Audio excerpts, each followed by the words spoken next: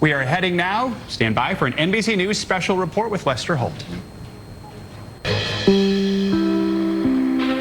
This is an NBC News special report. Here's Lester Holt. Good day, everyone. We're coming on the air with breaking news, the beginning of a consequential day in American history. The first former president to face criminal charges in a court of law. The events of today are both historic and certainly controversial, with legal and political ramifications that will reverberate throughout the 2024 election and beyond. Just a few moments ago, we saw former President Trump leaving his home in Trump Tower, where he's been since his arrival in New York yesterday. And at any moment, we'll see the motorcade making its way through the heart of New York City to a courthouse in Lower Manhattan. It's a trip of about 4 miles. There will be multiple vehicles led by his Secret Service detail. By any measure, this is also something of a spectacle. Onlookers will be watching, supporters will be watching, protesters, even press from across the globe lining the streets, hoping to catch a glimpse of Mr. Trump before he surrenders to authorities. And once he arrives at the courthouse, he and his lawyers will be met by a member of the Manhattan District Attorney's Office who will inform him he is under arrest. The 45th president will then be processed, meaning he will be fingerprinted and will have to fill out paperwork just as a normal defendant would. But we're told he will not be handcuffed and he will not take a mugshot. Mr. Trump will then enter the Manhattan Criminal Courthouse to stand before a judge and be arraigned. He has said that he will plead not guilty. If the case goes to trial, it could be months, even years away. So this is the early part of a lengthy process. Right now, the indictment of the former president is still officially under seal. During today's hearing, it will be unsealed, and Mr. Trump, as well as the public, will finally see the charges he is facing. Sources have indicated he's facing about 30 different charges related to document fraud, likely stemming from hush money payments paid to the adult film star Stormy Daniels in 2016 over an alleged affair the two had in 2006. We have a full team here of reporters and legal analysts to help us throughout this critical day. We want to go to Kristen Welker right now, who is outside the courthouse to set the scene for us. Kristen, good day. Hi, Lester. Good day to you. The anticipation is really building here outside the courthouse. Throngs of protesters, those in support of the former president and those who are critical of him, have gathered at a nearby park as they await the arrival of the former president. Once he arrives, he will be processed in this building behind me. He's going to enter on this street, which you can see has been blocked off. This is called Hogan Place. He will go in. As you say, he will be fingerprinted, and then the legal proceedings will get underway. We will then all learn, presumably, what is in the indictment, the more than 30 counts that the former president is facing. This is an historic day here, Lester, and a lot of uncertainty legally about the path forward. As you say, it could stretch months, even years, and there's a lot of uncertainty about the politics of this as well. We have seen the former president's Republican rivals closing ranks around him. In fact, Congresswoman Marjorie Taylor Greene was here earlier today, as well as controversial Congressman George Santos, to show their support of the former president. But based on some of my conversations with sources, you could see some of the former president's Republican rivals start to sharpen their tone, because there is a concern about what happened in 2016, effectively, that Mr. Trump's Republican rivals didn't want to go after him until it was too late. So could that change? If there are more indictments, that strategy could change, Lester, but an historic day getting underway here in May. All right, Kristen Welker, as we watch that motorcade, that convoy making its way to Lower Manhattan, I'm joined by our panel who have each been closely following this case. Hallie Jackson is our NBC senior Washington correspondent. Laura Jarrett is senior legal correspondent. Also with me, NBC News legal analyst Danny Savalos. Laura, let me begin with you. Everyone wants to see that document, that indictment, once it's unsealed. The process, though, may be a little clumsy or slow. Well, yeah, we don't know exactly when it will come out. Will it come out in the middle of the arraignment? Will it come out and not until that hearing is complete? We have reporting from our colleagues, Jonathan Dienst, that if in fact Trump's defense team hasn't seen it until they walk into that courtroom, they may ask for a brief moment to confer, to be able to evaluate it, because they haven't seen it, just like we haven't seen it, because it's still under seal. So that would be a sort of a delay, a little unusual moment there to watch for. Obviously, we don't have cameras in the courtroom. We have reporters there for us, so it'll be interesting to see whether, in fact, that takes place. Danny, typically, would you see the affidavit, I'm sorry, not the affidavit, the indictment handed over to the defense and to have them be given time to go over it? Ordinarily, this is where the defense gets the indictment. Now, do they normally get 15 minutes to go into a special room and look at it? No. Depending on the jurisdiction, they might only have a few seconds to look at it. But because an arraignment is really not a substantive hearing, it's just charges, rights, bail, and housekeeping, scheduling possibly. So inconsequential is the arraignment that in some jurisdictions, Pennsylvania, for example, you can waive it. You can just mail in your not guilty plea and you don't even have to go. It's significant because it is the starting gun for the criminal case. And after that point, you can get things like discovery. You can get the indictment, of course, which you need to get. But in terms of an actual substantive hearing, normally we're talking 5, maybe 10 minutes. If you're in some jurisdictions, they do it conveyor belt style. Many defendants in the same room on one day. Of course, that's not what is happening here. Reportedly, they've closed down most of the courthouse for a single arraignment. Normally, as I said, just a few minutes long. Hallie, give me your thoughts as we await the arrival of the former president. Well, I'm picking up on something Danny talked about here, and Laura too, which is this is a fairly quick legal proceeding. We had been watching, and we're seeing it here, that aerial shot of the motorcade. And let's just set the scene for what we expect to see happen over the next hour. We are not going to see much of Donald Trump. That is the expectation right now, because the judge has ruled that there are no video cameras in court. There will be some still cameras permitted, so we will have some, frankly, historic images of the former president. But that would be only just before the proceedings happen. I wouldn't underestimate, though, the power of a compelling visual, especially for somebody like Donald Trump, who made a lot of his career on understanding the power of an image here. What we're seeing now, let's just be clear. Lester, you or I couldn't get downtown as quickly as Donald Trump is getting downtown. The level of security that is in place around this is, frankly, extraordinary, and it is unprecedented because this situation is unprecedented. A lot of eyes on this. There's a lot of attention on this. As Laura and Danny have laid out, there are going to be things that will happen that don't typically happen for your run-of-the-mill defendant. At the same time, this is somebody who is facing criminal charges, Lester, and that is not to be forgotten. Let me bring in NBC News political director and moderator of Meet the Press, Chuck Todd. Chuck, everything is through a political lens. Certainly this is. There has been a prebuttal of the DA's case based on no knowledge, really, of what is in this case. There has been. Look, I think that the Trump team has decided, and they made this decision honestly, he made the decision 5 months ago when he decided to become an announced candidate as early as he did. It was all about trying to game the politics of the legal threats he faced. He was hoping being an announced candidate perhaps might keep the Justice Department from being as aggressive in that investigation. But none of that has worked out. But of course, he views his best legal defense as a robust political stature, if you will. And so today it's pretty clear he is now trying to lean into this. He wants to send the message that not only does this not hurt him, it may strengthen him, at least if you have that view inside the Republican Party, and certainly his Republican opponents are going ahead and conceding that aspect of it. They're not going to sit here and pick at this. If anything, they're rallying around him on this one. Look, we're all in uncharted waters, so we can sit here and none of us can pretend we know exactly how this is going to play out. But it's you know, what could be a short-term gain. Over time, Trump has a way of sort of wearing out his welcome, even with his most ardent supporters. And so I certainly think one way I look at this is this. What voter who voted for him in 2016, didn't vote for him in 2020, is suddenly looking at all of this and thinking, maybe I was wrong. Maybe I will go back to supporting him. This is what I want. So I still don't buy that it ends up being helpful to him politically in the long term.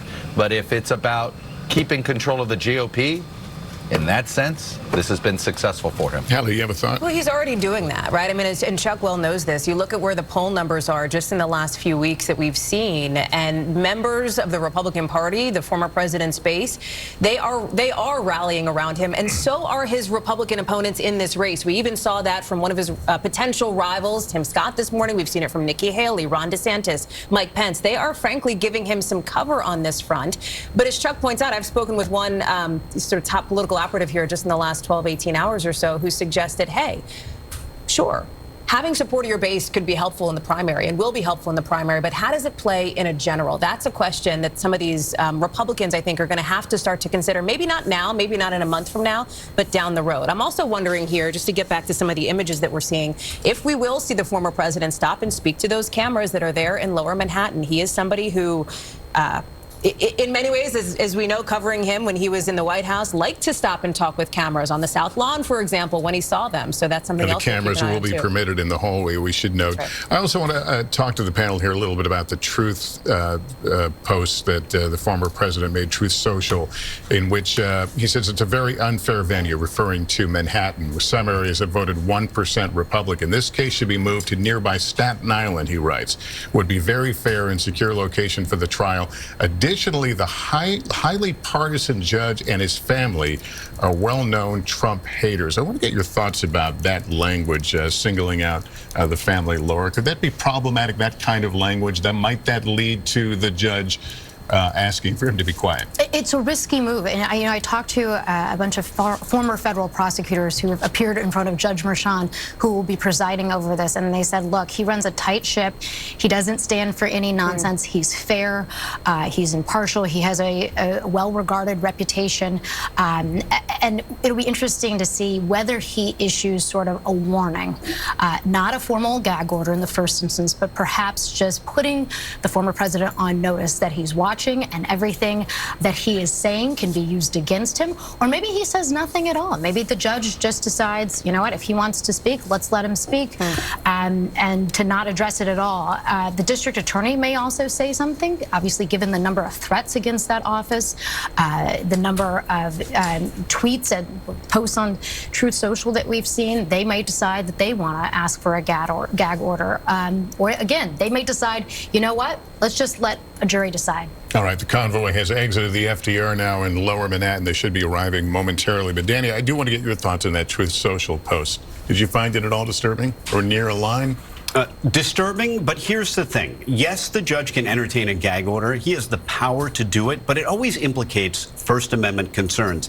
And not just any ordinary speech. Almost everything Trump says is political speech, which is especially cherished under our Constitution. So the judge is aware of this. So I'm thinking that this is something that neither side would even want. Trump doesn't want a gag order. He wants to be able to speak. If you're the DA's office, I don't think you want a gag order either. Let Trump go out there, tweet silly things, print them out, put an exhibit tab on them, and use them when you need to. A good example of that is Trump's tweet, January 6th, will be wild. Look how much that has been used against him as evidence. If the DA's office really wants him to get himself in trouble, they will not push for a gag order. And Lester, if the defendant says something that is threatening to the judge or the DA's office, there's a fix for that. It's a crime. Go out, arrest him, charge him with a new crime. All right, we're looking at the excuse me, the convoy now pulling its way through Lower Manhattan. Some people on the sidelines there watching, but not throngs necessarily. Keep in mind they have blocked off parts of this area to other vehicular traffic now to give the little buffer zone. This is nowhere near the size of a typical presidential motorcade that we're used to.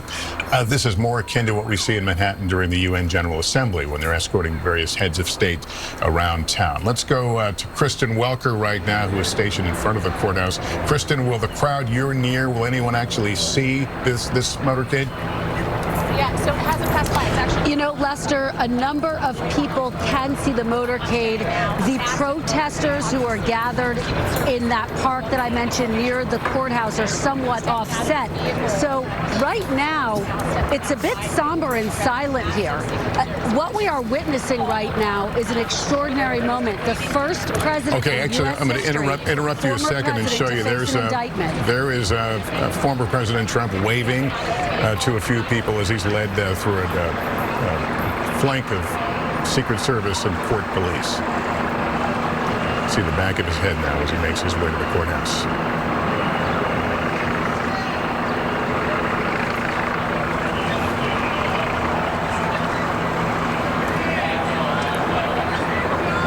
Former President Trump now inside the courthouse, where he will now face the process of surrendering and arraignment. And Danny, you were saying this is a normally rather mundane process. We're talking about a couple minutes. I mean, it happens very quickly. It is significant because it heralds the beginning of the case itself. But Lester, going back to something you mentioned before about Trump's tweet, he also talked about getting the case to Staten Island. Oh, what a huge win that would be for Trump. And it raises a really fascinating issue about whether Trump can indeed get a fair trial we should mention in this county. Staten Island tends to politically lean red. Well, what's fascinating is that most of these, you're right, and what's fascinating is most of these motions that argue that, hey, I can't get a fair trial in this jurisdiction, almost all of them fail. There's maybe a handful that succeed. Going back to the Supreme Court Shepard v. Maxwell, that was the basis for the story The Fugitive, the film and the TV show. That's how far back it goes and how rarely this happens. But interestingly enough, this could be the case. Has there ever been a case that will have this much notoriety, the prosecution of a former president? But even if the judge were to grant this motion, then what next? Where do you send it? There's a general but not hard rule that you send the case to an adjoining county.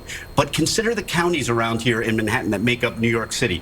If you send the case to Queens or the Bronx, he's in worse shape than he is in Manhattan. How do I know that? Well, normally, you really don't have any hard science. But with a former president, you have plenty of hard science. You have election data. And all you have to do is go take a look, and you can get a loose idea of how popular Trump is in Manhattan with numbers. Something like 88%. You folks are more qualified to talk about this than I.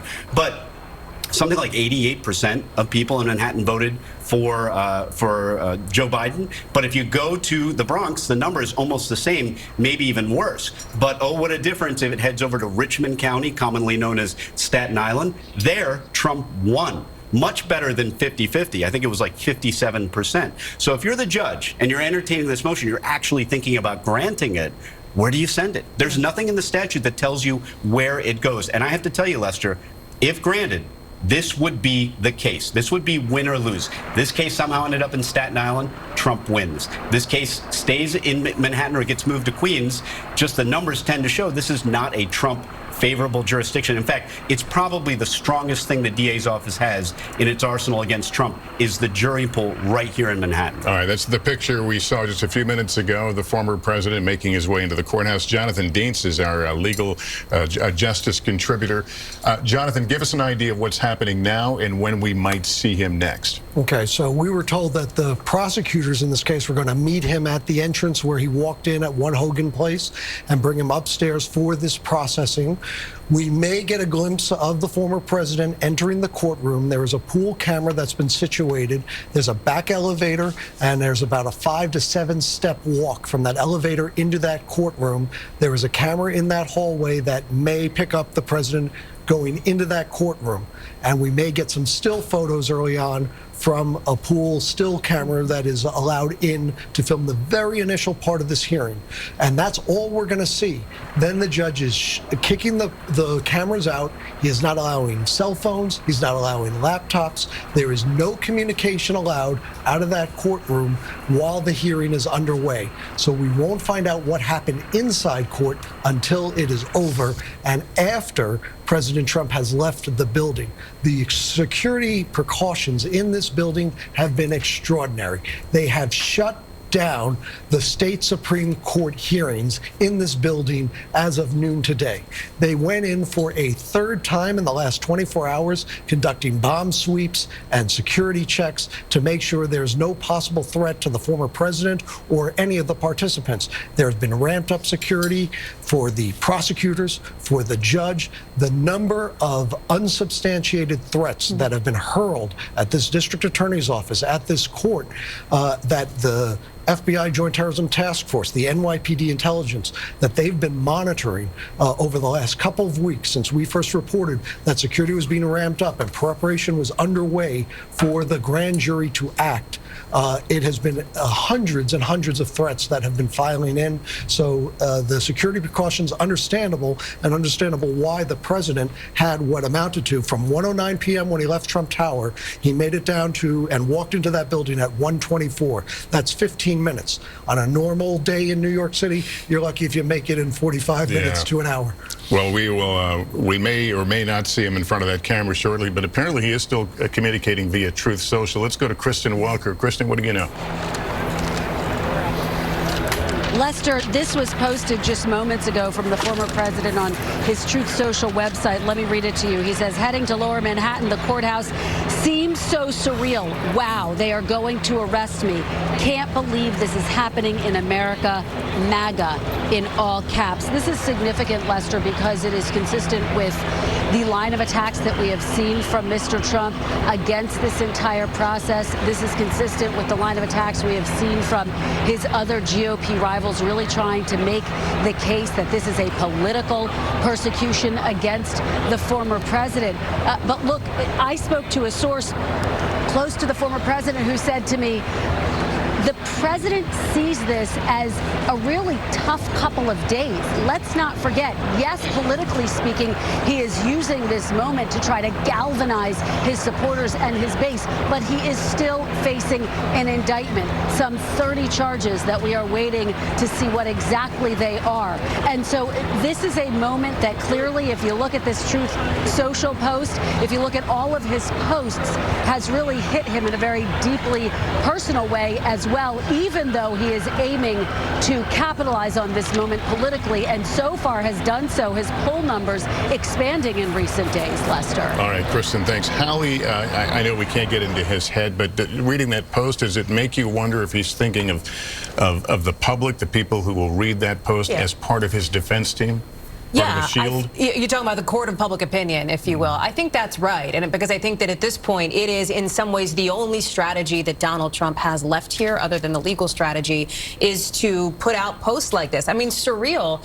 I think a lot of people might agree with that, even those who sit on the other side of the political aisle from where he is on this moment, given the historic nature of where we are, seeing a former president for the first time be indicted. I mean, waving as he's walking into a courtroom in New York City. It is a significant moment here in the arc of Donald Trump. So when he says it is surreal, I think that is channeling a lot of what he and his advisors think. Now, listen, they are looking to make some political lemonade out of this legal lemon, if you will, by turning this around and going on offense. Some of that, the question has been raised, is it bravado? To a degree, the way that there is this sense where his attorney's going out on cable news, on television quite a bit, talking about how they feel confident they're going to win this case, talking about how they feel confident that the judge will rule in their favor. You also have some Republicans. Now, listen, John Kasich is no friend of Donald Trump, right? He has long been a never Trumper, but he is suggesting, and he is one of a few voices in the Republican Party who's suggesting that this is going to be politically problematic, not just for Donald Trump, but for the entire Republican Party a year and a half from now. All right, let me go to NBC News correspondent Ron Allen right now. He's also downtown, where Trump supporters and protesters have gathered. What does that look like, Ron? Lester, there are hundreds upon hundreds of people here, protesters for and against former President Trump, passerbys, media. It's been quite a carnival atmosphere since early this morning when the crowd started growing and getting louder and louder. And over here, you can perhaps see there's a barricade that separates. One side is against Trump, and the Trump side is on this side of the barricade. And there have been police walking back and forth through that area that's about 6 or 7 feet apart throughout the day. It's been peaceful, a lot of yelling and screaming, but we have not seen any sort of physical confrontations. We've not seen any arrests that have happened as of yet.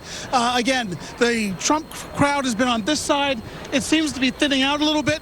They seem to sort of disperse after hearing the helicopter and seeing reports on social media and elsewhere that, in fact, Trump had arrived at the courthouse. They obviously can't see him from here. The other big moment here was when Marjorie Taylor Greene, the congressperson from Georgia, showed up. The park where she was going to have a press conference where all these demonstrators are was so crowded that she couldn't get in, and she made some remarks on a side street just outside of this park because that was the safest place for her to go, where she could get some space, frankly.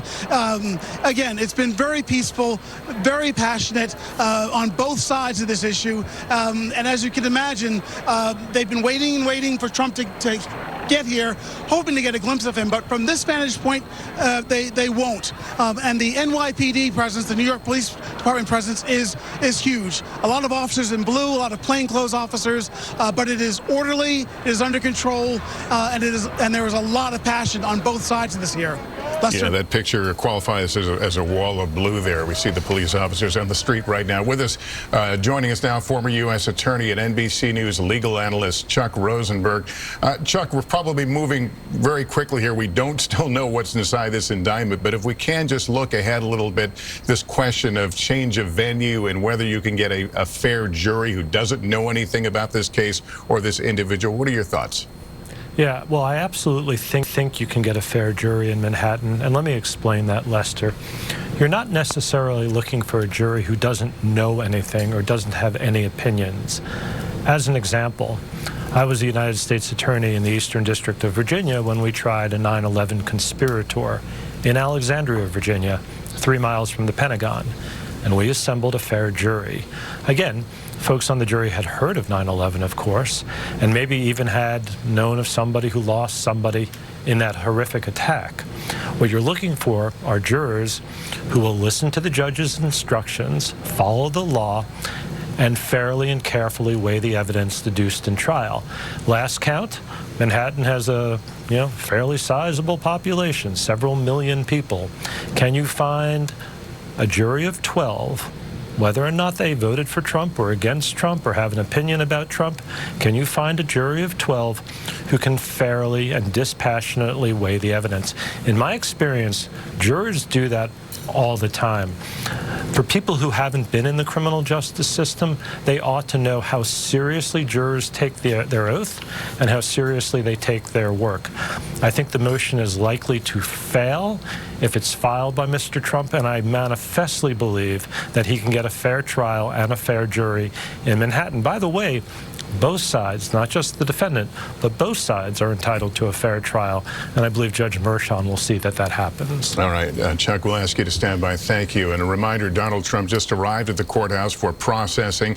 So here's a look at what is happening right now. It's pretty standard stuff, as it's been explained. For anyone charged with a crime, he'll be met by a member of District Attorney's team who will inform him he's under arrest. That has likely happened already. Mr. Trump will be given the standard Miranda right warnings, which includes his right to remain silent. There's the paperwork that has to be filled out. He apparently will be fingerprinted. The big difference for him, no handcuffs, no mugshot. That would be part of the routine booking for anyone else. I want to move now, if I can bring in Catherine Christian. She worked in the Manhattan District Attorney's Office for more than 30 years, including as an assistant DA, and has witnessed many defendants being processed. I want to ask you how this one is different, but first, if I can ask you about this idea of how lengthy this process is going to be from here on out. How long typically would a case like this take to get to trial?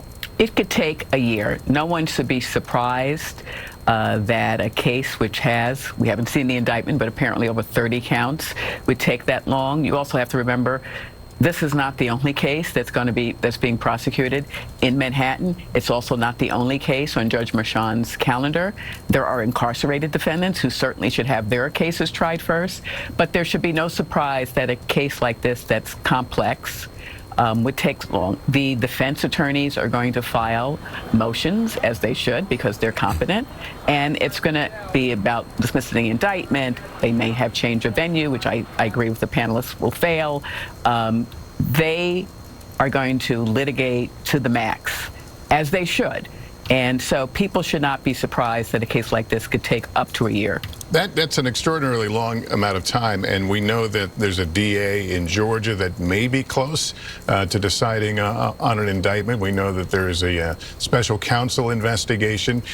What happens if any of those indict and this is still going on? Who takes precedent? Which trial takes precedent? Who resolves differences in scheduling? Well, typically, there are other defendants in that courthouse who have been indicted in other jurisdictions and have cases in other jurisdictions. Typically, whichever case is closest to trial will be the one that goes first. So Georgia hasn't even presented their case to a grand jury yet, so there is no indictment. The special counsel, there is no criminal case yet. And of course, he has a civil fraud case a block away from that courthouse, which is going to be going to trial probably before this one. And then he has the civil rape case that's going to trial. So he has a lot of legal issues swirling in his world. But typically, it's whichever case is, the lead. And so that's how it happens. I'm hung up on that year-long process we may be looking at. All that time, presumably, Alvin Bragg's office is not talking about the case. Only in the courtroom are they talking about the case. Yeah, only in the courthouse, so which makes me wonder, are they also know there's a court of public opinion. They also know this has been, you know, widely attacked based on what people know, or maybe in this case don't know. How does that affect how this office proceeds? I can if this case drags along unnecessarily, I can tell you it will not be because of the Manhattan DA's office, and I'm not saying that as being biased. The defendant has a right to make motions and after motion, not frivolous motions, but motions. This judge, Judge Merchan, is a no-drama judge. He is very fair and reserved. He will not allow any unnecessary delays. He'll allow necessary delays, but not unnecessary delays. So every time there's a court appearance, the district attorney's office will have their prosecutors there, and they will make whatever record in the courtroom. So it will be clear that as this case is moving along, they are doing everything they're supposed to be doing. And if there's a delay, it has absolutely nothing to do with what they're doing. Catherine, great to have you along with us today. We'll ask you to stand by as I turn back to our panel here. And Laura, let's begin this conversation now about what might be in this indictment. We have heard that it could be up to 30. We don't know how it will be broken down, and if there will be any surprises, things that have not been reported. That's one of the big questions we all have once we actually see the document, is what is their theory of the case, and is there anything there that's new? Is there any fresh evidence? You know, we understand they subpoenaed a number of different records. They had a number of different witnesses in front of this grand jury. That's all under seal. It's all supposed to maintain a secret process to protect the integrity of the investigation. And so I'm looking for, in that indictment, is there anything other than a falsification of business records charge? Is there a conspiracy related charge? Is there banking? Is there tax fraud?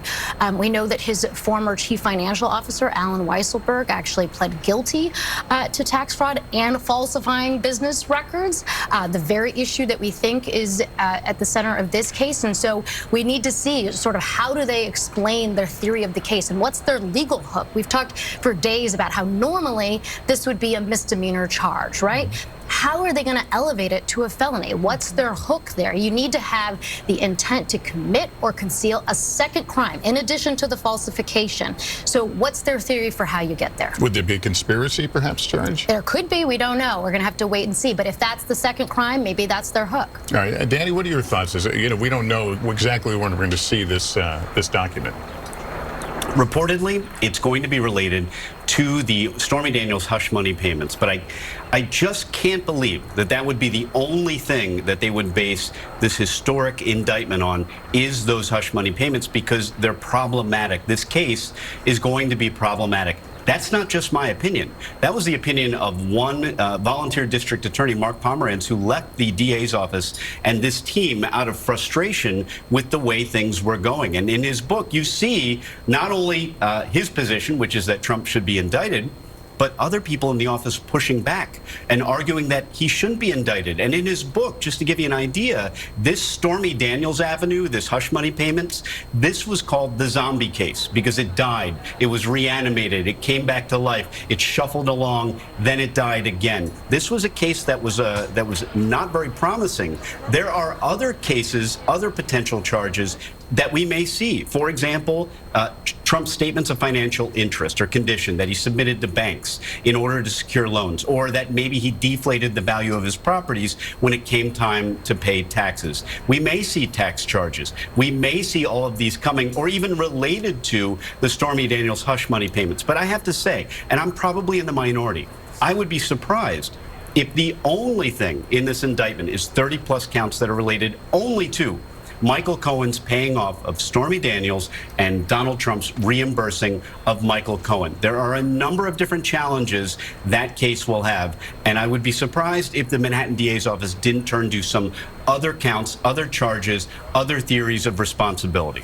The former president's own attorneys have referenced the book that Danny is talking about here by somebody who used to work on this case and on the series of cases in the Manhattan District Attorney's Office as a way of pre-budding legally and previewing the legal defense they will put up. There's also another way that they're going to try to go after this case, and that is to attack the credibility of somebody who has been a central witness, who has appeared in front of this grand jury we know repeatedly, and that is Michael Cohen, who is considered a kind of fixer, the former attorney for former President Trump. You have seen now for weeks, ever since, frankly, even before word of this indictment started to come down, the former president's team, his attorneys, his legal team go after Cohen's credibility, go after the fact that Cohen, they say, is a proven liar and his word should not be trusted. So we are already seeing some of the preview of the legal defense, even if it is, Danny, to the point that you're making, only related to these alleged hush money payments. Let me just direct you guys. We just had a picture up there. That is the, I think we told you about a camera that was going to be available in the hallway.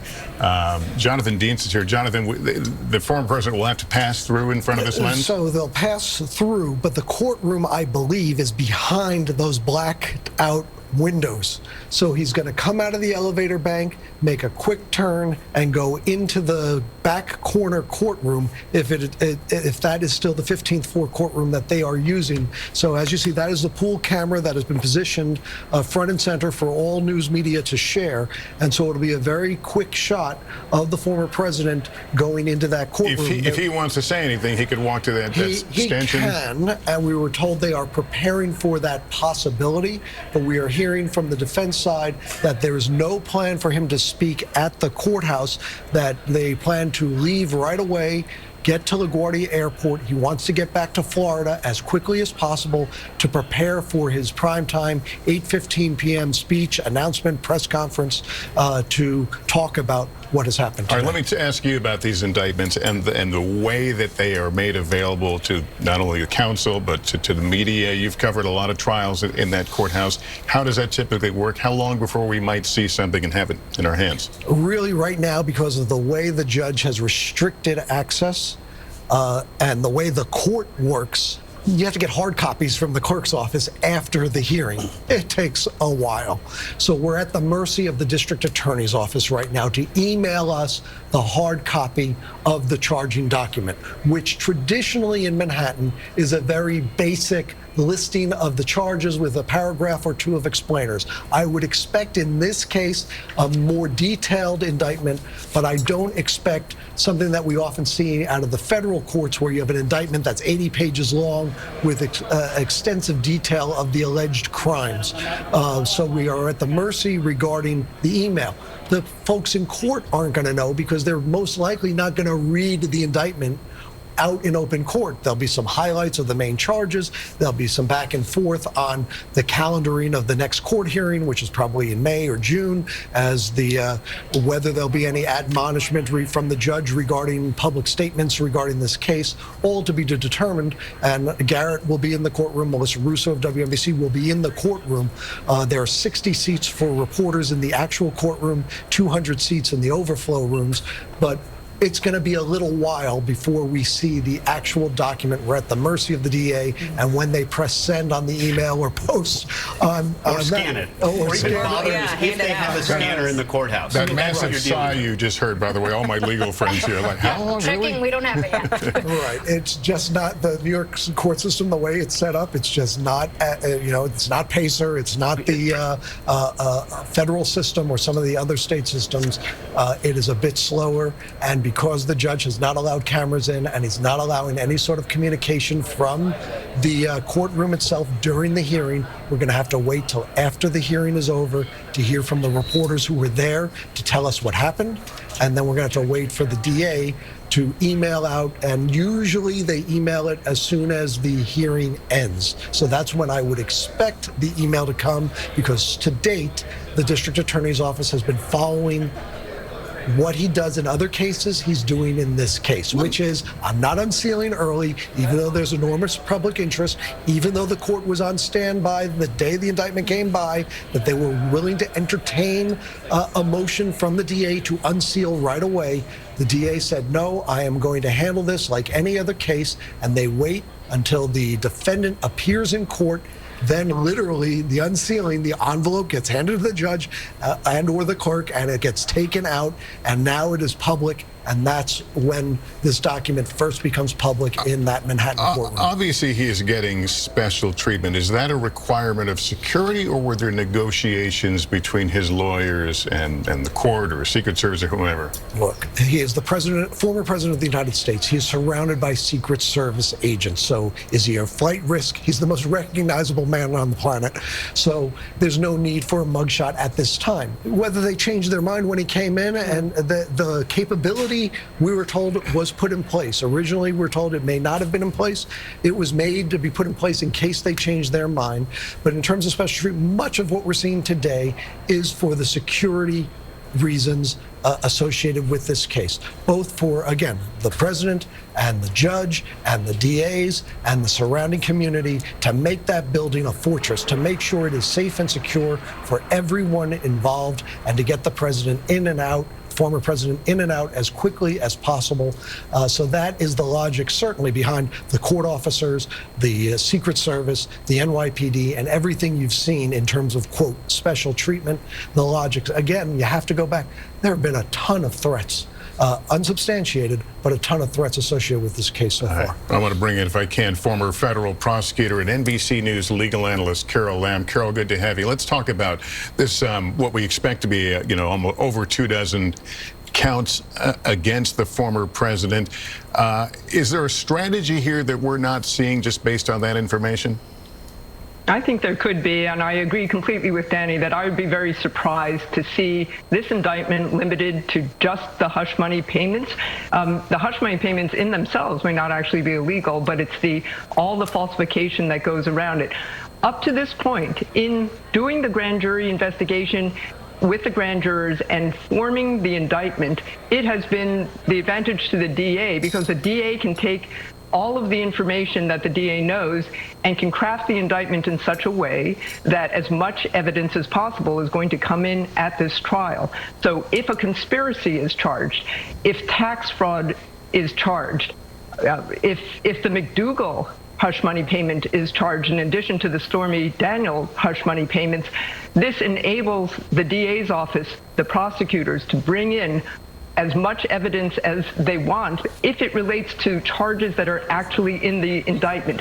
One of the most important things that a judge has to rule on is what evidence comes in at trial. And if these events are actually charged in the indictment, if a broader case is charged, then the DA will have more latitude to get more evidence in at trial. What are your thoughts on state tax charges? Is that the likely one that we would see that we haven't really talked about? I think it's very likely that state tax charges are going to be brought in this case, and here's why. Because if state tax charges are brought, it moves away from these campaign finance charges that everybody is saying is unprecedented and uncharted waters. Prosecutors do not like uncharted waters. They like to know the guardrails around the things that they charge in their indictment. They want to know what courts of appeals are going to say about the way they charge the case. Tax charges, as we saw in the Trump Organization trial, are well-worn charges. People understand tax evasion. You saw it in the movie The Untouchables, go after them on the tax charges. So if there's good evidence that Donald Trump made instructions that impacted the filing of false tax returns, I think you're going to see those charges in this indictment. Let me bring Hallie back into the conversation. Hallie, a lot of folks quickly, mostly on the right, jumped to the former president's defense based on, a little bit. What was publicly reported. What was publicly reported, which, regrettably was not as much as we would have liked to have seen. If these charges turn out to be a bit more serious, does that change the calculus here? I'd be surprised to see that, Lester. I mean, who knows, right? But I think given what we have seen, if past is any precedent, there is a real sense, and I will tell you, having spoken with a lot of Republicans here over the last series of days, that this almost feels kind of personal, that there is a sense, even among rivals of Donald Trump, members of the Republican Party, who may not want to see him get the nomination, certainly don't want to see him get the nomination considering they're working for somebody else, but who do do feel like he really is being politically persecuted here. Now, we have to say that Alvin Bragg has pushed back on that. And the prosecutor's office has said, of course, that is not the case here. But that sense is real, given the person and the district bringing the case. Remember, and I want to just remind people, this is not the only investigation. This is not the only legal trouble, potentially, that Donald Trump faces. There is another investigation into him in Georgia, in Fulton County, as it relates to his push to try to overturn the legitimate results of the 2020 election there. There is also a special counsel case as it relates to what he did leading up to and on January 6th, as well as, and this is important, those classified documents found at Mar-a-Lago. And I think there is a sense that, and you're seeing some of these investigations here on screen, with, by the way, new developments, even just in the last couple of hours on the special counsel case, with a setback for the former president's legal team here, losing an appeal to get certain aides to testify. The classified documents case is one to watch as well, because these are Republicans who are running against him, or who plan to run against him, who have made a case about, let's say, national security, the importance of protecting intelligence. I think, point being, other cases may be harder for Republicans to defend. But in this instance, unless there is some big bombshell, unless Danny is right and there is this sort of thing that nobody expects that comes out, it is hard-pressed to see how, for example, Ron DeSantis or Mike Pence walk back the criticism that they've already very clearly and in some instances repeatedly laid out against Alvin Bragg in this investigation. All right, let's bring in our colleague Kristen Welker now. She's outside the courthouse. Kristen, you have some thoughts about this too, about these gathering legal storms over the former president. Well, right, and it has to do with the B word, Lester, baggage. I spoke to a number of Republicans who said, look, if the former president does face more indictments in those investigations that Hallie just laid out, you might start to see the conversation shift to that term baggage. Remember what the strategy was of Mr. Trump in 2016 against his rival at the time in the general election, Hillary Clinton. He made the case that she just had too much legal baggage to be president. So I think the question becomes, and some of the conversations are starting to swirl around whether that type of argument could be made against the former president if, in fact, there are more indictments. So I think that is a data point to watch. That is a moment when you could start to see the strategy shift among some of his GOP rivals, if, in fact, they start to shift their strategy. Another benchmark, Lester, I would look to the debates. That's a real opportunity for some of his rivals to really start to sharpen their tone, carve out their own lanes, and to depart from what we are seeing right now, which is this closing of ranks around the former president, this fear almost of breaking with him in this moment, Lester. All right, Kristen, thanks very much. Joining us now is NBC News political director and moderator of Meet the Press, Chuck Todd. Chuck, give us your thoughts on this day. I sat in this same seat for 2 impeachments. January 6th, waiting for his statements on what was happening in the Capitol. And now we're here covering his indictment and his arrest. We will continue to talk about him going forward as we get closer to the 2024 election. How will he continue to shift the American electorate? I don't know if he's going to continue to shift it. I think it's going to be a continued erosion. I'm glad you sort of focused it and reminded folks about how many times we've been in this moment where Trump's in a legal predicament, and it looks as if, and I think too often people assume, okay, this is it. This is the one that's going to get him, rather than realizing that, and I'll use a metaphor I've used in the past, when you watch the erosion take place on a riverbed, you don't always see it every day. But the erosion happens. And the fact of the matter is, since Donald Trump showed up in 2016, all he has done is lose support over time in the middle. Yes, these moments have rallied the base to his side, has made it impossible for the Republican Party to divorce itself from Donald Trump. But at the same time, we've seen him over time continue to sort of lose connection and lose trust with the middle of the electorate. How do we know this? The 2018 midterms, the 2020 presidential, the 2022 midterms. We can go on and on. There's also smaller elections in between. The fact of the matter is that each one of these, I think, drives more people away. And no one of these legal indictments is the political end of Trump. It's one of these that over time we're going to wake up one day and the emperor will have no more clothes, even among his base. Is that tomorrow? No. Is that a year from now? I will see. Is it 5 years from now? Maybe. But that, I think, and each one of these over time, I mean, watch his Republican rivals. If he gets indicted on either of the other two, investigations in Washington and Atlanta, I don't think you're going to see the same rally around Trump that you're seeing now. In fact, I think in some ways, rallying around Trump now is easy because they know this is the one that's easier for them to politically dismiss. The next two will be harder, and I think it'll be harder for them to rally around Trump. To Chuck's point, is it going to be tomorrow? Is it going to be in 5 years from now? Is it going to be next year? It's sure not going to be today, because you're seeing, for example, a Republican senator, Cindy Hyde-Smith, come out and endorse him and his 2024 run, making her the 6th senator now to endorse Donald Trump. In this campaign, more than 30 members of the House have also come out and endorsed Donald Trump already. So to the point that we're talking about here, it is certainly not today. TBD on whether it's a time down the road, but this isn't it. Danny, I want to ask you, I don't know if we can put the picture back up of the former president walking in the courthouse earlier, but as I saw that picture, he turns and he waves, looking at the look on his face. You no doubt have represented clients who may feel pretty, confident in their position. Oh, yes. But talk about that moment of reality when you walk in. Now, you didn't get the handcuffs, but he got the indignity of being walked in as a suspect. And I suspect that's why Trump's team didn't want cameras in the courtroom. Trump loves cameras, but he can't control the narrative. And there's probably no worse look for somebody than standing at the defense table, even if you're just being arraigned and saying the words "not guilty." It's not a good look. It doesn't help him. That's why he's going to control the narrative, leave the courthouse, go back to home base in Florida, and then he'll make his statements. But, the interesting thing, there are a lot of different defendants out there for whom being charged with a crime isn't the devastating thing that it would be for everybody else. And for someone like Trump, he's someone that appears to be unbothered. It's water off a duck's back. So he's walking into court, he's waving, he's probably not going to give a statement here. But look, criminal courts, especially white-collar criminals, are the type that never believe that they did anything wrong. And the irony is they will tell their lawyers about how this is all a big misunderstanding and I didn't do anything wrong. They'll want to control the way the case goes, not realizing the irony that doing things the way they want to do it is what got them a case in the first place. All right, we're looking at this picture now. This is Jonathan, 15th floor? Yeah, 15th floor. So we just saw a moment ago, excuse me, Lester, sure. The members of the prosecution executive team come through the blacked out doors there from the elevator and go into Part 59, which we believe is the courtroom that's going to be handling this.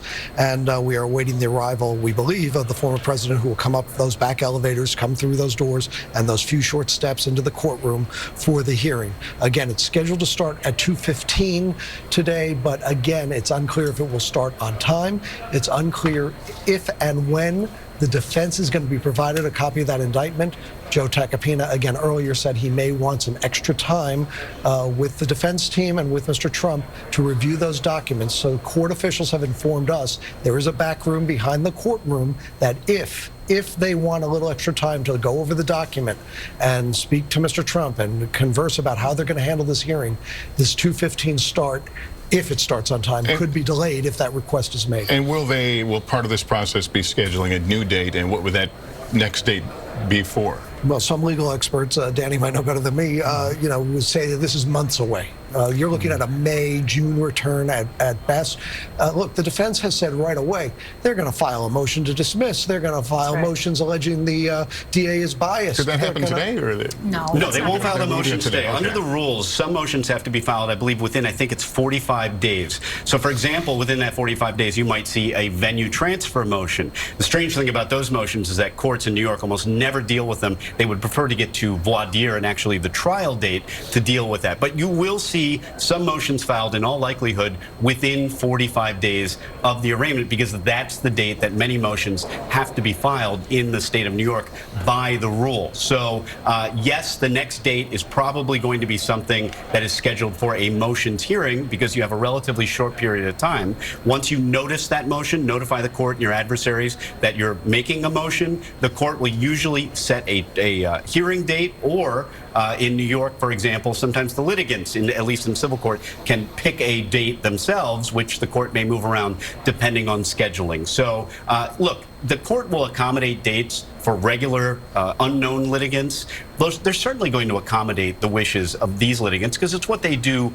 anyway. And that goes for trial dates, too. A lot of folks are asking, when's the trial date? Well, I think the answer to that is, what do the parties want?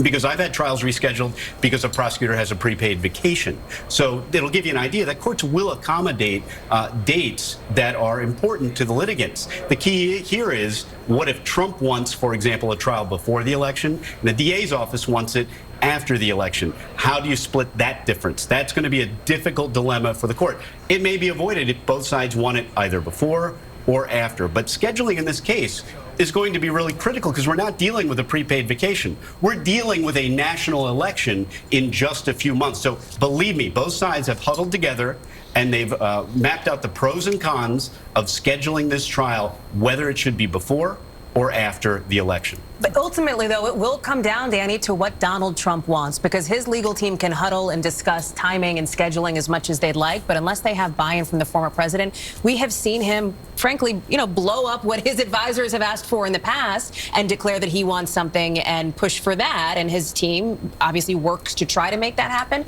So I think it's going to be fascinating to see how the timing piece of it takes out, because you're right, we're talking about, listen, they're probably not going to shift it for a campaign rally or two, and we expect there to be plenty over the course of the next year and a half. But we are gearing up to be in the middle of presidential debates months from now. We're gearing up to be in this presidential election, Jonathan. Okay, we're watching folks come in that back door leading, I guess, to the courtroom. I think what you saw a short time ago, the court officers sort of have parted ways and made a clear shot for the camera. They are awaiting, we believe, the arrival of President Trump. We are told from a senior official on the floor there that this court hearing, as of now, is expected to start on time, right on time at 2:15. That's so certainly 10 minutes from now. Within the next few minutes, we would expect to see Mr. Trump come through those doors and with his legal team to enter the courtroom. We're hearing from the defense side that it's only Mr. Trump and his defense lawyers, that we do not expect any Trump relatives in the courtroom today, but obviously to be determined. But that's the best information we have. So based on that, let me turn to, if I can, Catherine Christian, who worked in the Manhattan DA's office. I just want to be very clear. At this point, based on what we know, is the former president formally under arrest? Yes, but when I say yes, but typically a white-collar defendant who surrenders to the DA's office like he did is met by the investigators, is fingerprinted. He's not going to be handcuffed. Has a photo taken, and then is escorted into the courthouse. In this case, he's going to be escorted into the courthouse with his Secret Service contingent and also the investigators. So that's sort of the difference. A typical defendant will be escorted by the DA's office investigators. In this case, because he is a former president, it will be the Secret Service and also probably with the investigators, and then will be brought to court, and then his attorneys will be there waiting for him. Often we see a judge routinely ask the defendant to surrender passports. Would that happen in a case like this? I seriously doubt it, and I doubt the prosecutor is going to ask for it. Where in the world could Donald Trump go and no one know where he is? Point well taken, but I had to ask. So Danny, this actual process, once he goes inside there will be his 3 attorneys. And this is not a thing where you normally have spectators. No, I mean, normally courts are open, and arraignment courts are often conveyor belts. I mean, they're like an assembly hall in state court. Now, there's a huge difference between state court, which is like a public bus station full of people bustling around. When you walk into a federal courthouse, it's like a library. I mean, there's barely anybody there. So an arraignment there might be attended by nobody. In state court, you might have 50 people waiting for their case to get called, and it moves relatively quickly. That's not what's happening today. They have set aside, they have reservations for the entire building, cleared it out for this, the most consequential defendant in the history of New York criminal law. So even for a hearing that's only going to be a few minutes, and by the way, the fact that they've cleared that building gives us a pretty good indicator of how this case is going to go procedurally for a really minor hearing. I hate to say minor because it is a significant point in the criminal case. But an arraignment, this much going on, what about when we get to motions hearings, jury selection? There are going to have to be so many precautions taken. You see all of those officers right there for what will amount to be a 5-minute procedure. I don't think we're fully realizing how significant this is going to be just in terms of planning, procedure, resources expended by the New York courts. You know, I think it was Jonathan or somebody that mentioned earlier that, look, this judge has other cases on his docket. Yeah, he kind of does, but not really. This has just become the most important case in this courthouse. And if you don't believe me, I'd venture to guess that there are some folks, and Jonathan, you may agree with me on this, there are some folks that are sitting on Rikers who originally had a court date today, and that may have been canceled, may have to wait until the next few weeks when they can get in, because this is the most significant arraignment in the history of arraignments. Yeah, we are seeing a lot of activity there at the door. We're about a little over 5 minutes until the scheduled start of this hearing. Laura, let me ask you, will Mr. Trump be afforded an opportunity to speak at this hearing other than guilty or not guilty? You know, usually that's pretty much all you would see at this point. He would rise. It'll be interesting to see whether he actually does the one to enter the plea. Does he do it on his own? Does he have it do it, you know, on his attorney's behalf? The other thing that's interesting is, you know, obviously the whole grand jury process is secret. Within 15 days, the state is required to turn over a whole bunch of material to the defense team that they have never seen before. The grand jury minutes, law enforcement's notes of all the witnesses that came in to talk. So even people who didn't appear before the grand jury. For instance, Stormy Daniels, if she just met with prosecutors or just met with law enforcement personnel, they'll be able to now see all of that information, all of the information that was subpoenaed. We're getting some more. There's Alvin Bragg entering the courtroom there, the district attorney.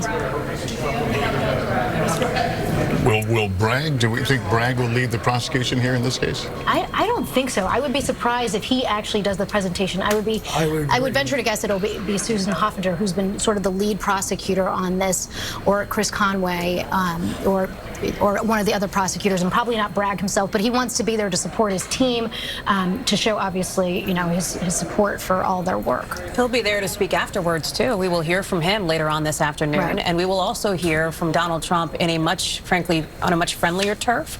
We've been showing some of those aerial shots of just the sheer number of people now who are outside that courtroom. Donald Trump is going to go back to Mar-a-Lago. He's going to basically, I believe, get on the plane fairly quickly after this is all wrapped up to get down for that primetime speech that he plans to deliver in front of, frankly, a lot of people who are there to back him and to sort of rally to his side in this moment. Danny, have you had clients who want to say something beyond guilty or not guilty and have been allowed to?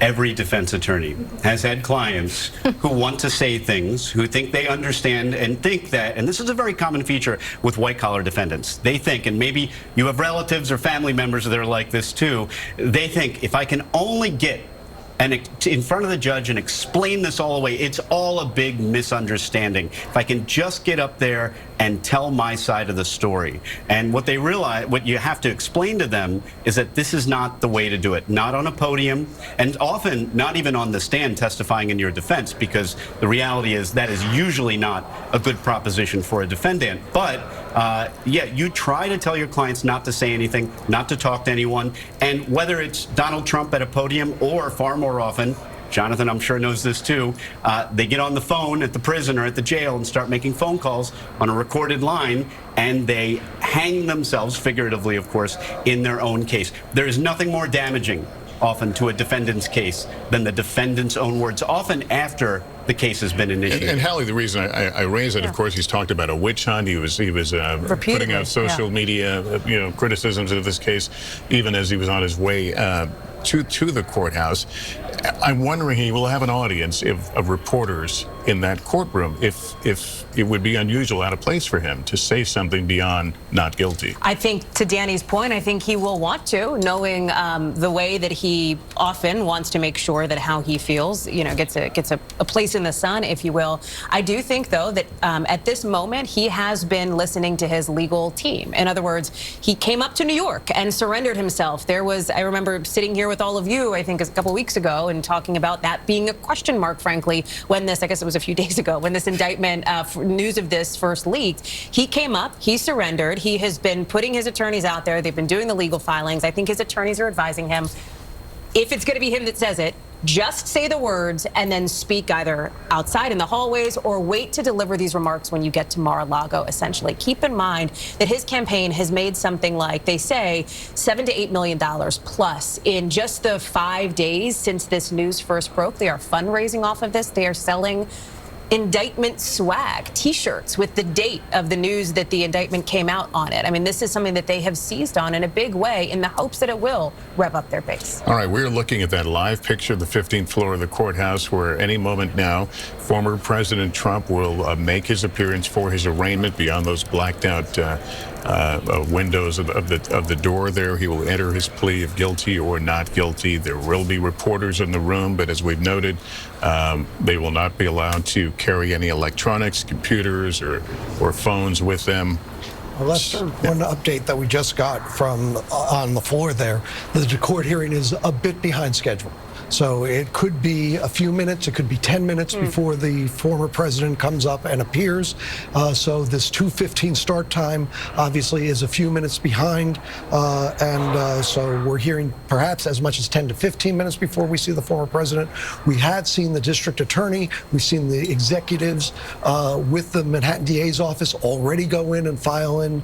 But now we await the arrival of former President Trump and his defense team to come up that elevator, be escorted into the courtroom there, surrounded by the Secret Service. And whether that's in 2 minutes, 10 minutes, we are on hold waiting for that moment, because obviously the hearing won't begin until we see the former president go into court. And one other note, in terms of the extraordinary security that's going on here, with, you see the court officers lining the halls, everything has been cleared out in that courtroom. Inside the courtroom, in the aisle, the former president is going to walk down to go to the defense table. They have cleared 1 to 2 seats in every row so that there's no one in reachable range of the former president as he walks through the courtroom to get to his defense table. This on top of the we're seeing the security outside the courtroom. You can imagine the level of security inside the courtroom as well. All right, let me go to former prosecutor and NBC News legal analyst Kristen Gibbons-Fedden. What's it like to prosecute such a high-profile defendant? You were obviously involved in the Cosby case.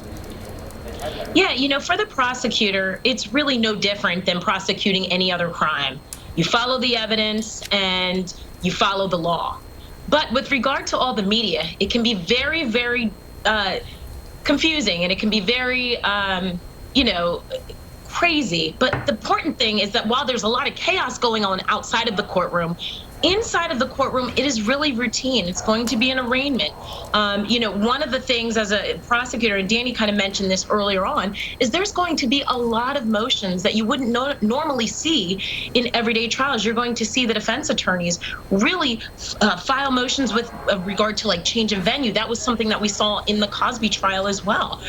Statute of limitations, due process violations with the length of time that the investigation took. So you're going to see a lot of those motions, which are typically summarily dismissed, that will be pages and pages and pages of motions created by Trump's very prominent legal team.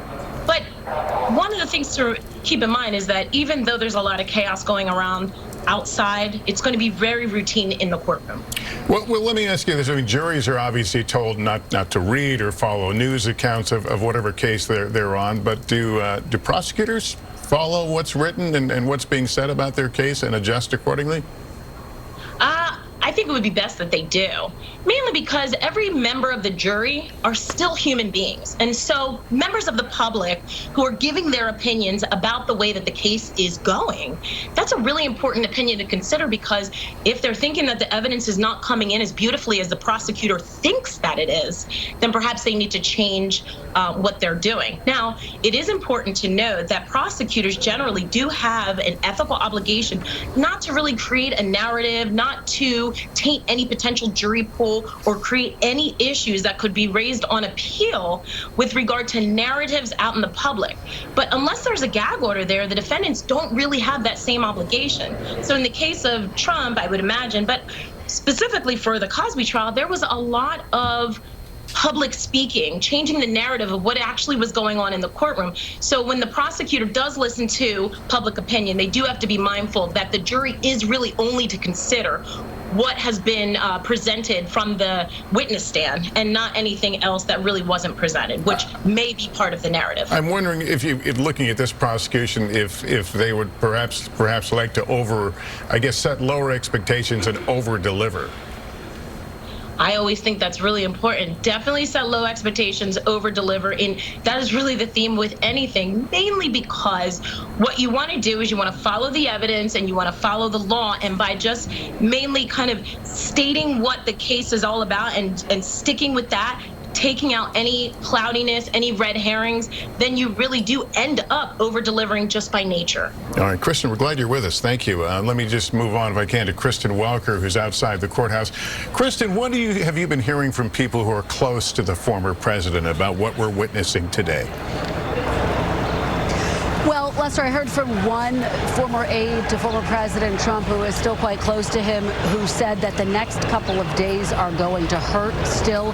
He sees this case as a weak one. Another former staffer who has since broken with former President Trump had this to say, Lester: I think this must be a jarring and surreal moment for him. This is the most out of control he's been of a situation, his physical circumstances, in many years. You have to imagine the weight of this moment is hitting him.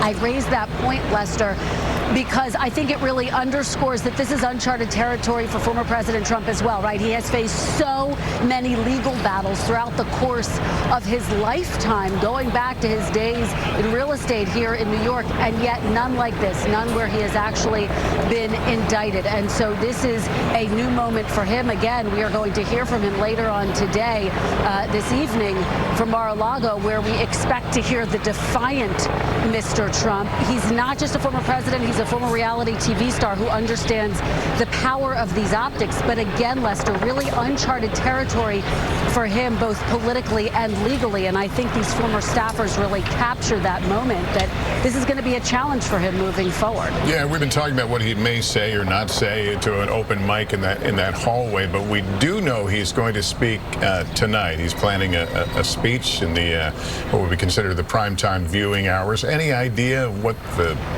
thrust of that message will be? Well, Lester, I think you can look to the former president's Truth Social post to get a sense of the tone that we are going to hear tonight.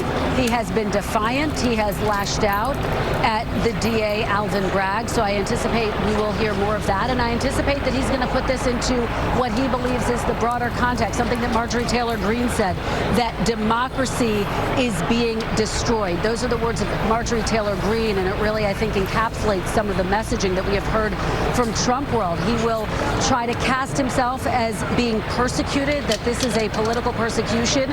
And again, I think he's going to use this moment to really try to rally his base, rally Republicans around him, to try to get them to close ranks even more than we have seen. Again, Lester, just a reminder, his poll numbers have gone up in recent days. This has only emboldened him in the primary so far, Lester. All right, we should note that that speech will be carried on our streaming channel, NBC News Now, later this evening. Let me bring Jonathan back right now.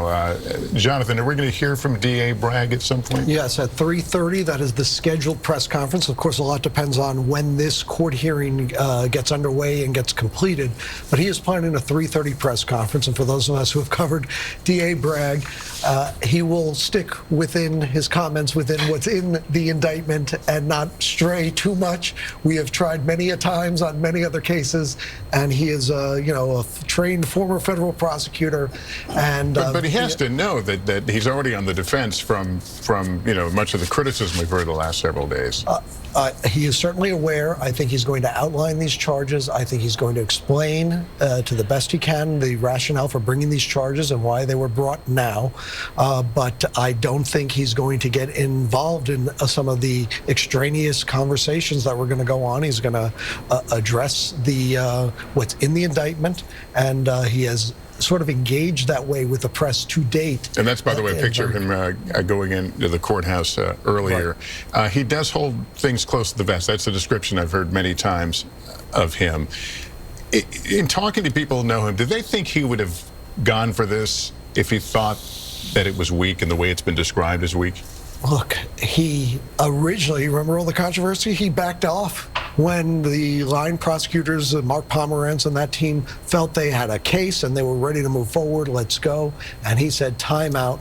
Let's take a look at this, and resulted in a lot of combat inside that office and some resignations. They went back. They took a hard look at this Stormy Daniels hush money payment issue that the Southern District of New York passed on. And important to note, that was passed on after Joe Biden was elected, after Bill Barr was out of office, and that Southern District with that team of prosecutors who were, a no-nonsense group by reputation, and from what I know about them, they chose not to go after this case in a federal indictment. They did not go forward. What Alvin Bragg has now, remember, he met with Michael Cohen 20 times. This grand jury has been meeting for weeks and hearing from, the publisher of the National Enquirer, a host of witnesses and documents. So there's a lot they know that we don't. And so we hope to hear a heck of a lot more at 3:30 from Mr. Bragg. And when we see that document to sort of outline exactly the rationale and the charges that he brought forward here. But he is a cautious, careful man in something like this. I do wonder if we will hear from him, though, Jonathan. The way that you describe it is he's not going to get into things that are extraneous, if you will. I mean, the very real threats against him, the threats that he has received, and this ties into something we were talking about with Kristen Welker as well on the speech tonight that Donald Trump will give at Mar-a-Lago. He has attacked the judge presiding this case, as we've discussed, as somebody who he says hates Donald Trump. Will he go after the judge again tonight? That is legally perilous for him, and there's a question on how much or if, right, the judge will address that in this arraignment here in the next couple of minutes. Yeah, just a reminder what he said earlier in that Truth Social post, talking about his desire to go to a different venue, to Staten Island as opposed to Manhattan, very unfair venue. But he talks about the highly partisan judge and his family as well-known Trump haters. I guess what you're saying, it's hard to imagine him backing off that kind of a language here on the same day as the indictment. But what if he's warned by the judge, knock it off, essentially, right? I mean, then how does he, it's tough to tell Donald Trump not to talk about something, right? But that may very well be a real possibility. But if he's warned not to talk about it and then does deliberately disregard what the judge says, then I think you up the ante in a different way. And that's where I think the judge might be more inclined to actually issue an order about it. You know, everyone is saying, obviously there are free speech concerns. There's the fact that he's running for public office. If he deliberately ignores an admonishment from a judge to not talk about this case, because usually it's the defendant who wants to preserve the right to a fair trial. Usually it's the defendant who's asking for prosecutors not to talk, asking for the gag order. If he deliberately ignores what the judge says, I think that changes a lot in the minds of that judge. You're right, and keep in mind that Donald Trump's own attorneys do not agree with his assessment of this judge. We've seen them try to clean that up and walk that back. Although there's been a lot of debate in the legal community here in New York among the experts and those who've appeared before this judge. Will he or won't he? His former spokesman, the former spokesman for the court administration and who helped run that courthouse, was of the view this judge is not going to, quote, take the bait. David Bookstaver, in an interview yesterday, said, I know this judge. I can't imagine he's going to get involved in what Donald Trump is saying out there and on social media. Let him say what's going on out there. I'm going to handle what goes on in this courtroom here and be all business here and not get involved in that. There are other legal experts who say there is no way a judge will sit and tolerate this type of language being bandied about his court and or the prosecutor for that matter. And it'll be interesting to see if it's the judge, if it's the DA who bring this up at all, or if it just goes unaddressed today. Let me bring into the conversation Chuck Todd regarding the DA, regarding the kind of the history of this case. Chuck, you talked to Cy Vance this past weekend. What did he tell you? I did, and he actually addressed this topic, and he said, look, he said he was issuing a warning to Trump's lawyers, saying they should put a warning to their client of not committing a criminal offense here in his criticism of the judge or the DA, because he could end up adding a charge. A charge could get added. He described it as an obstruction of governmental administration, which is essentially interfering with or threatening with you. You throw that on top, and as he said, let me quote him, you could take what perhaps we think is not the strongest case. When you add a count like that, put it in front of a jury, it can change the jury's mind about the severity of the case that they're looking at. So the point he was making is that Trump's own lawyers ought to be warning Trump, the more you do this, the more this could happen, where the DA adds a charge, and that only hurts you with a jury at the end of the day if you actually care about your guilt. Yeah, you mentioned lawyers. We saw Joe Tacopina walk in, and here is the former president. There he is. President Trump, will you come speak to us? President Trump? Oh, that was just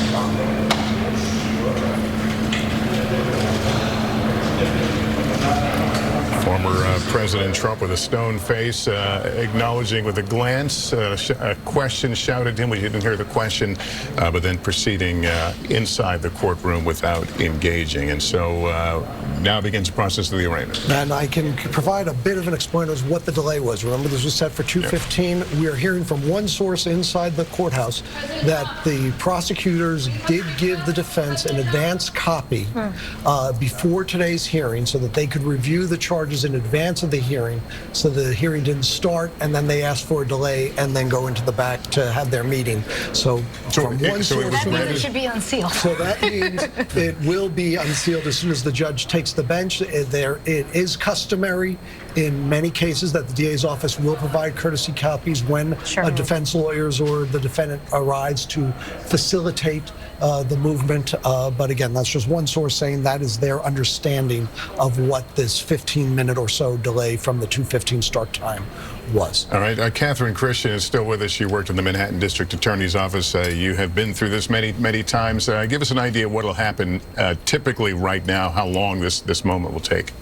Well, it shouldn't, and if it is true what Jonathan said, that the defense were given a copy of indictment, that should make it a shorter proceeding, because they will have the opportunity, or they had the opportunity to review it, and they're not basically reviewing it as soon as it's handed to them in the well of the courtroom. So what you just saw Mr. Trump go in, that's typically how someone who is not, incarcerated would come in. They would just come in through the front doors, albeit not surrounded by Secret Service. And he will join his attorneys on one side of the courtroom. They call it in the well, at a table. I don't know if all 4 of his attorneys will be seated with him, but they might. And on the other side, directly on the opposite side of him, will be the prosecutors on the case. Probably not every one of them. The first row in all courtrooms are reserved for the attorneys. So on the one side will be the defense attorneys or people who are part of their firm will be behind Mr. Trump and his attorneys. And on the other side will be, if the district attorney Bragg is not going to be personally doing the arraignment, he'll be seated right behind the assistant district attorneys who are assigned to the case. And the judge will be there, the chief, they call it the bridge officer, who's the court officer, the court clerk, the stenographer. So the well will not be congested with a lot of people. The audience will be seated behind that first row of attorneys. So in terms of scheduling, for future court dates, will the former president be required to appear in person? He should not. For an adjournment for the defense to file their motion, and then there'll be adjournment for the prosecutors to respond, and adjournment for the decision. It's not necessary for him to be there to hear the decision of the court, and that's not getting special treatment. COVID has shown us that you don't have to appear unless it's a necessary proceeding. But anything like a hearing, he will have to be there. We were, I'm sure you heard part of our discussion earlier, the idea of statements and things that the former president might put out there on social media. Is that something the DA's office would typically, in a case like this, follow closely? What is being said, how it's being said, the tone of what's being said, and whether action is necessary? Absolutely, because there are charges. There's inciting a riot, which arguably, he hasn't done yet, but, the more that his rhetoric, if he continues to put it out there on those posts or whatever he says tonight, harassment, making threats against someone, whether it's the judge or the prosecutors, They're going to be following everything that he says. And also, those are statements that will be used, guaranteed, against him during the trial. So if you're the attorney for Mr. Trump or any other defendant, you're always saying, just please keep your mouth shut. We know that's not going to happen here. But they will be following every word that he says, as the defense is following every word that Michael Cohen says when he goes on his press tour that he's been doing. So where we are, if you're just joining us, former President Donald Trump surrendering himself to the New York Manhattan DA at a courthouse in Lower Manhattan today, formally arrested and now in the process of arraignment. He stepped into the courtroom just a few minutes ago with his lawyers. As it's been explained to us, a rather straightforward and not lengthy process as he goes through the official processes of becoming a defendant, and it becomes the state of New York versus Donald Trump. As I've said, the process itself should not take long, and his plan, as we understand it, is to go back to LaGuardia Airport and make his way to Mar-a-Lago, where he will speak tonight in remarks that he had previously scheduled and had advertised. But again, we saw him a few minutes ago going to the court, very stern, stone face, as I would describe it. A question was put to him. He gave a acknowledgement of a glance and then looked forward and exited into the courthouse itself.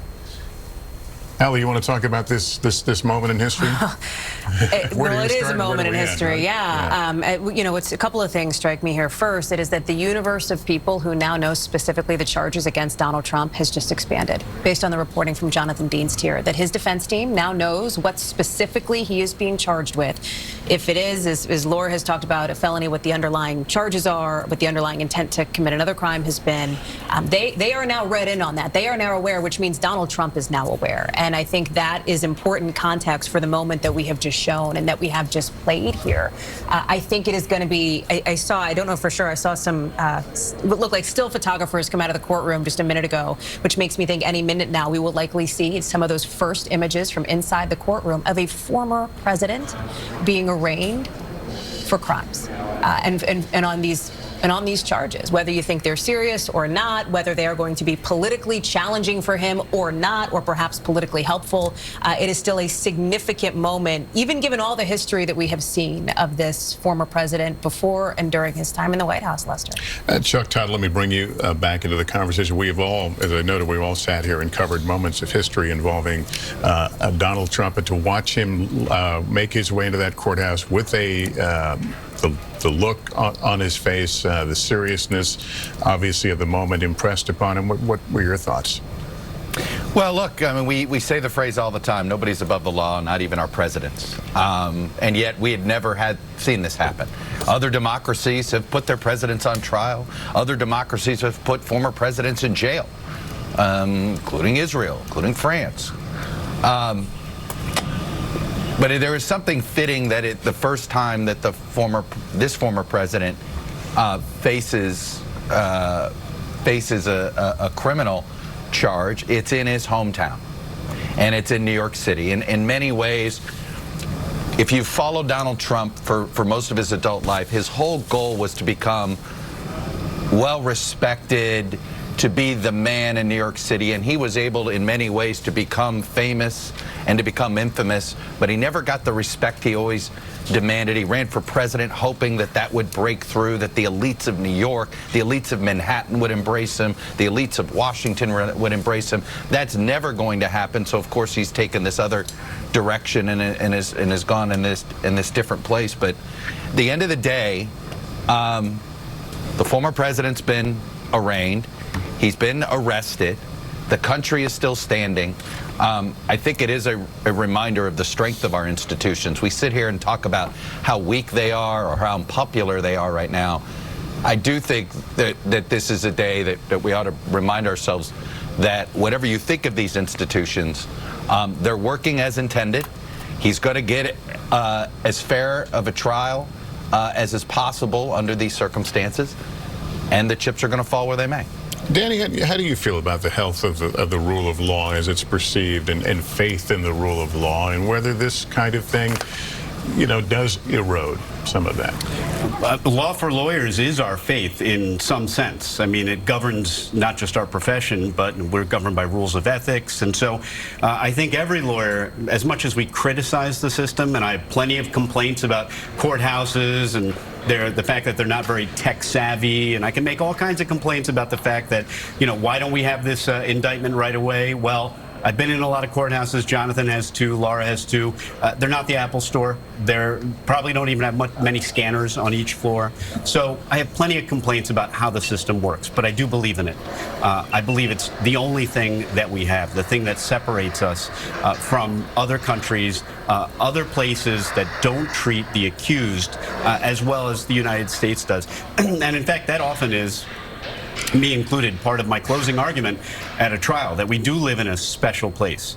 And we empower 12 peers, sometimes more, sometimes less, 12 peers, regular folks in society, to come in and stand in judgment of another person, another citizen. I'm told we had the first photo from inside the courtroom, and keep in mind this would be prior to the actual beginning of the arraignment. And there you see former President Trump, somewhat slumped over at the desk, appearing as a defendant. And he's there with, by the way, his attorneys, obviously, including somebody who was just brought on within the last 24 hours, somebody who knows this district, Manhattan, well, somebody who understands what it's like to be the charges and what it's like to defend a high-profile defendant of Paul Manafort. Yeah, obviously, the former campaign chairman, he represented for a time in front of a New York jury, and obviously those cases were dismissed, but he's a former federal prosecutor. He's the one right there on the left-hand side who's just joined the team, Todd Blanche, represented Paul Manafort on falsifying of business records charges, which is one of the issues we believe at the center of this case as well. And so as we look at this picture, we may get more. I think 5 photographers were allowed in the courtroom. So it was for the preliminary part of this hearing. He's seated. They were going to go in, take their shots, and with the extraordinary photo. And then they were told to leave. And as soon as they left, the hearing was going to begin. And the guidance we got was the hearing was going to go about 15 minutes or so. And then Donald Trump will be walking out of court and go down the elevator. Why haven't we heard anything about what's happening inside that hearing? Again, no cell phones, no laptops. There's no communication allowed, or you'll be held in contempt by the judge if you're caught attempting to use any electronic device to communicate what's happening inside that courtroom. So before the hearing ends. So the video camera is that sole shot we had in the hallway. That's the only one that's allowed in this process. Inside the building, you're allowed on the 15th floor. The judge did allow for cameras to be in the hallway, the public hallway, but he will not allow a television camera into that courtroom at all, and still cameras just at the very beginning of what was going to be that hearing. I can imagine people will see what they want to see, perhaps in this photo and body language, but it makes the statement more powerful than anything we've seen up to this point, that this is a president who's now reaching a new level of accountability. And faces these charges, which apparently we believe his legal team is now knows, now that this hearing is underway, but the rest of us still waiting to see exactly what these counts are, what the strategy was of the DA, and what they plan to build this case on. A different photo here of the former president now from one of the photographers who was in the room. Again, prior to these proceedings beginning, you talk about accountability, Lester, and for Democrats, and we've seen reaction from many of them today as well. We've talked a lot about the Republican Party because of Donald Trump's grip on that party, because of the dynamics politically as it relates to the people who want to run against him, who believe that it is Donald Trump's time to step aside and let a new generation of leadership come up in the GOP. But we've heard from Democrats who I think will say that in their view, and another photo here, that this accountability is overdue in some ways. Of course, on the other side of the aisle, you have this continued drumbeat of the idea of political persecution. I mean, we're seeing that even from the head of the Republican National Committee coming out today and decrying what is unfolding as we speak inside this courtroom. Jonathan mentioned roughly 15 minutes long. It should be wrapping then by that timeline in the next 2 to 3 minutes here. They walked in right around 2:28. But here you see another image from inside of the former president of the United States seated in a courtroom in downtown Manhattan, facing now these charges which we should hopefully know here what the specifics of them are in the next couple of minutes. Kristen Welker, you're looking at these photos along with us. You've covered this president. Give us your thoughts. Well, Lester, you can see the weight of this moment, I think, in Mr. Trump's face. And as I was saying earlier, one of his advisors said that from the view inside Trump world, these next few days are going to hurt. Well, you can see that playing out. I think that this is a heavy moment. It strikes me that we are standing here next to hundreds of protesters, Lester, but from the moment that the former president walked in to face this indictment, I have to tell you, it's been quite quiet outside of the courthouse. It's been somber. And I think that reflects really the mood of the country right now. This is a somber moment as we watch the first former U.S. president face an indictment, face criminal charges. Now, Hallie talked about Democrats who are weighing in. The one person who's not weighing in right now is President Biden. And Press Secretary Karine Jean-Pierre was just asked about that. Why would he weigh in, for example, on January 6th and not this moment? She said, January 6th was just a different moment. It just was. It was something that was incredibly devastating. People died on that day. And then in talking about this moment, she said, we know that Americans still very much care about this. When it comes to a criminal investigation like this that is ongoing, we are just not going to comment. But Lester, the question becomes, does President Biden need at some point to weigh in on this, if only to defend the legal proceedings here as they are being attacked by the former president and by his supporters? But again, I think you see in Mr. Trump's face, in those who are sitting around him, the weight and the gravity of this moment that has ripple effects across this entire country. All right, Kristen, thanks. So we have Chuck Rosenberg up. I wanted to bring Chuck, if I can bring you into the conversation as we await the ending of this arraignment and the first bit of information about the indictment itself. You, as a prosecutor, you must go into a case. I can only imagine feeling 100% sure in your case. There's been a lot said about this indictment and what we don't know and what it might be and whether it's an untested legal theory. Is it hard for you to imagine a prosecutor under such scrutiny already to come in with a case that appears weak from the get-go? Yeah, I'm not sure I've been 100% sure of anything in my life, Lester, but I can tell you this. The standard that you need to prevail in court as a prosecutor is proof beyond a reasonable doubt. It's the highest standard in the law. The standard you need to obtain an indictment is probable cause, one of the lowest standards in the law. And so that gulf between those two things, between probable cause to indict and proof beyond a reasonable doubt to convict, that's where prosecutors make their money. And they don't make a lot, by the way. You have to have a degree of certainty. You have to have faith in the investigation. You have to trust in your witnesses. You have to have credible evidence that corroborates your witnesses. You have to believe you're going to win, or I don't believe it's appropriate to bring a case. You don't bring a case just because you're curious as to what the jury will do. You trust in it, you believe in it, and therefore I believe it's ethical to go forward. But 100% certainty, I'd be very surprised if any prosecutor told you they were 100% certain about each and every one of their cases. That said, prosecutors win an overwhelming percentage of their cases, but jurors are entitled to speak for the justice system in court. And sometimes they see it differently than we saw it. And that doesn't make us wrong and or right, frankly. The jurors have the final say, and as prosecutors, we respect that. The fact that they see something differently than we do, Lester, is okay. It's part of the system. I will say this. I just want to make one comment about the rule of law, if that's okay with you. Sure, of course. You know, and Danny addressed it, and I just wanted to supplement it. I think he addressed it well and thoughtfully. The rule of law is a construct. You know, here's an NBC mug. If I were to drop this, it would hit the ground because the law of gravity applies everywhere and all the time. But the rule of law doesn't. And there are many, many, many countries around the world that don't enjoy the rule of law. But it's a construct. We built it, and if we're not careful with it because it's a precious commodity, we can lose it. So far, I believe the courts have done a magnificent job. We saw that in the run-up to the in the run-up to the election, post-election, since January 6th, and again today. I think you're going to see the same thing.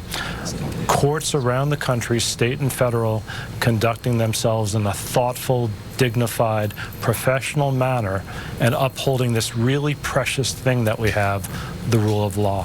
What do you imagine there is to learn for the DA, the prosecutor in this case, from Mr. Trump's other legal experiences, his tendency to kind of, try to delay the process?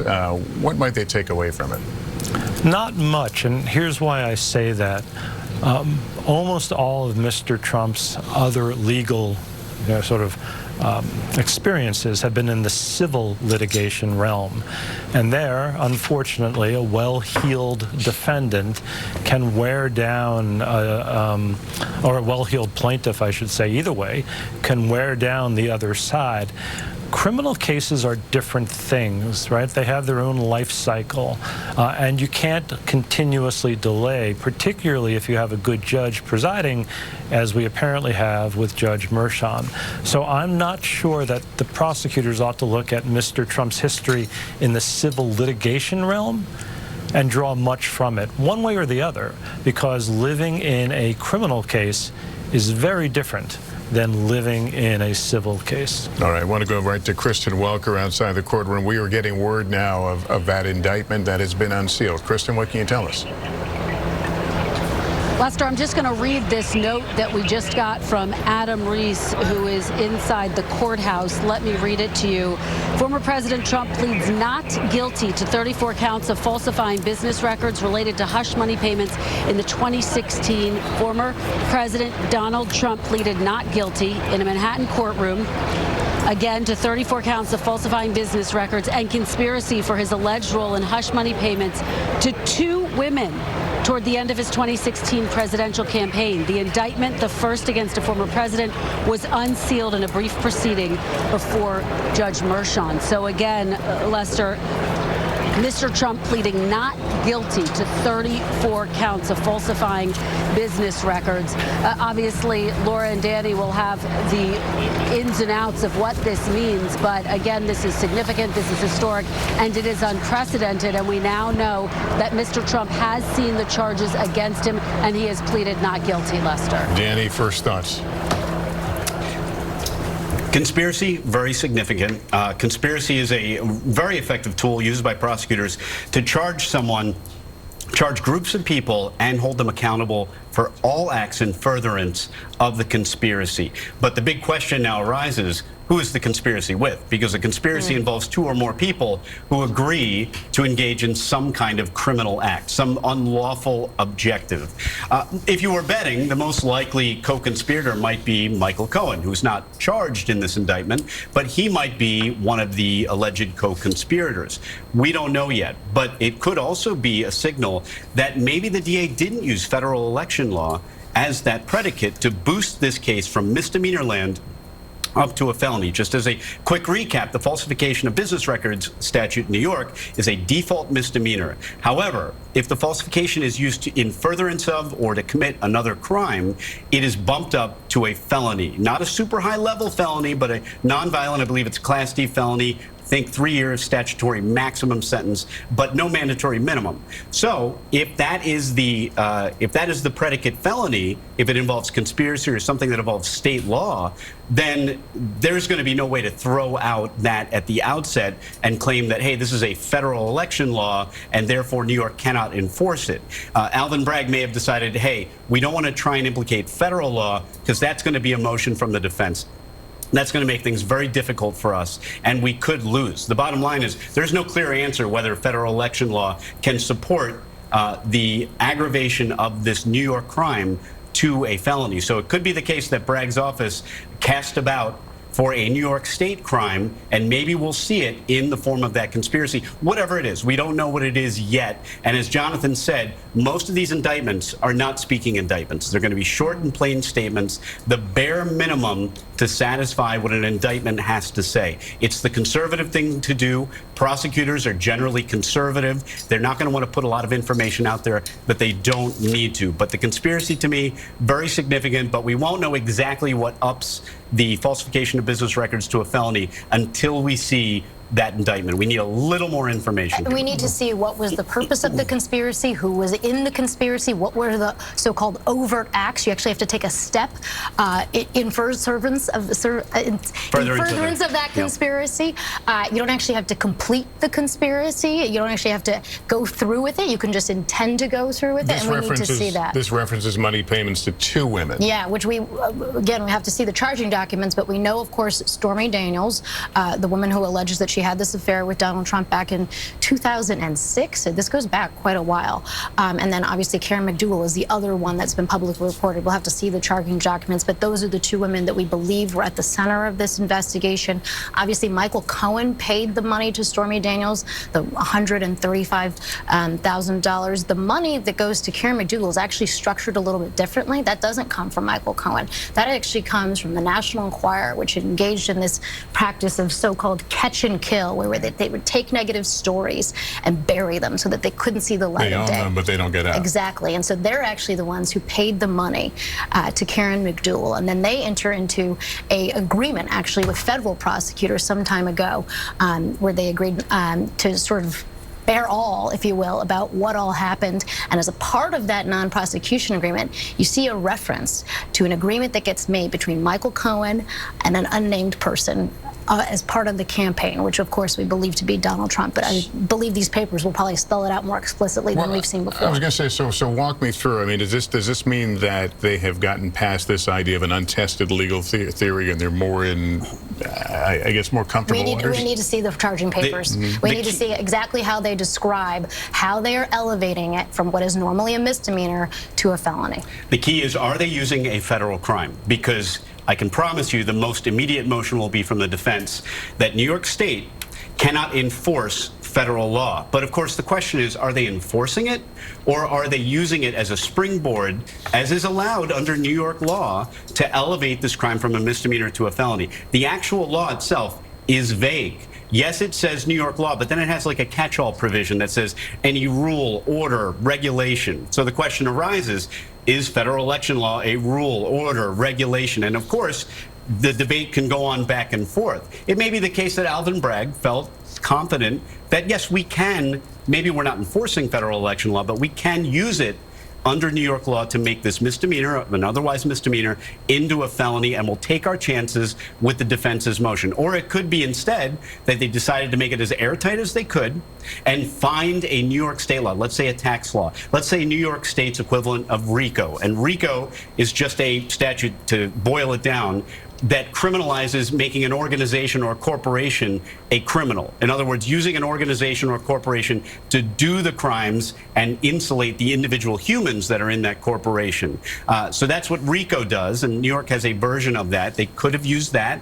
They may have even proceeded with an extortion theme. That was something tossed around by Mark Pomerantz in his book, that maybe if you look at Stormy Daniels as the extortioner, and I'm just being figurative here, hypothetically, if Stormy Daniels was extorting Donald Trump, and that would be a weird thing because Donald Trump would then be the victim, but if she was, then this is potentially money laundering, right? Because money laundering is concealing ill-gotten proceeds, and in this case, extortion could qualify. But again, that wouldn't be a slam dunk either. So Alvin Bragg had a lot of decisions to make when it came to this indictment, and we're going to learn so much when we see exactly, or when we learn exactly what laws, if indeed this is a falsification of business records that is boosted to a felony, we're going to learn a whole lot about their theory of the case when we learn what exactly is the crime that they used to make this a felony. Because here's what I think we can all agree on. This is not 30 plus misdemeanors. Procedurally, that doesn't even really work in New York. You can't convene a grand jury to return a true bill on a bunch of misdemeanor onlys. So really for us, the key is what is in that indictment. We still need to know exactly what the theory of the case is. We know. I'm sorry. I was going to say Alvin Bragg was in the courtroom. We don't know if he spoke, but we know he was there. Right, and we're still waiting to hear if the hearing is officially over. But one question for Danny or for Laura, isn't it possibly just simpler than that? Michael Cohen pleaded guilty to committing these crimes.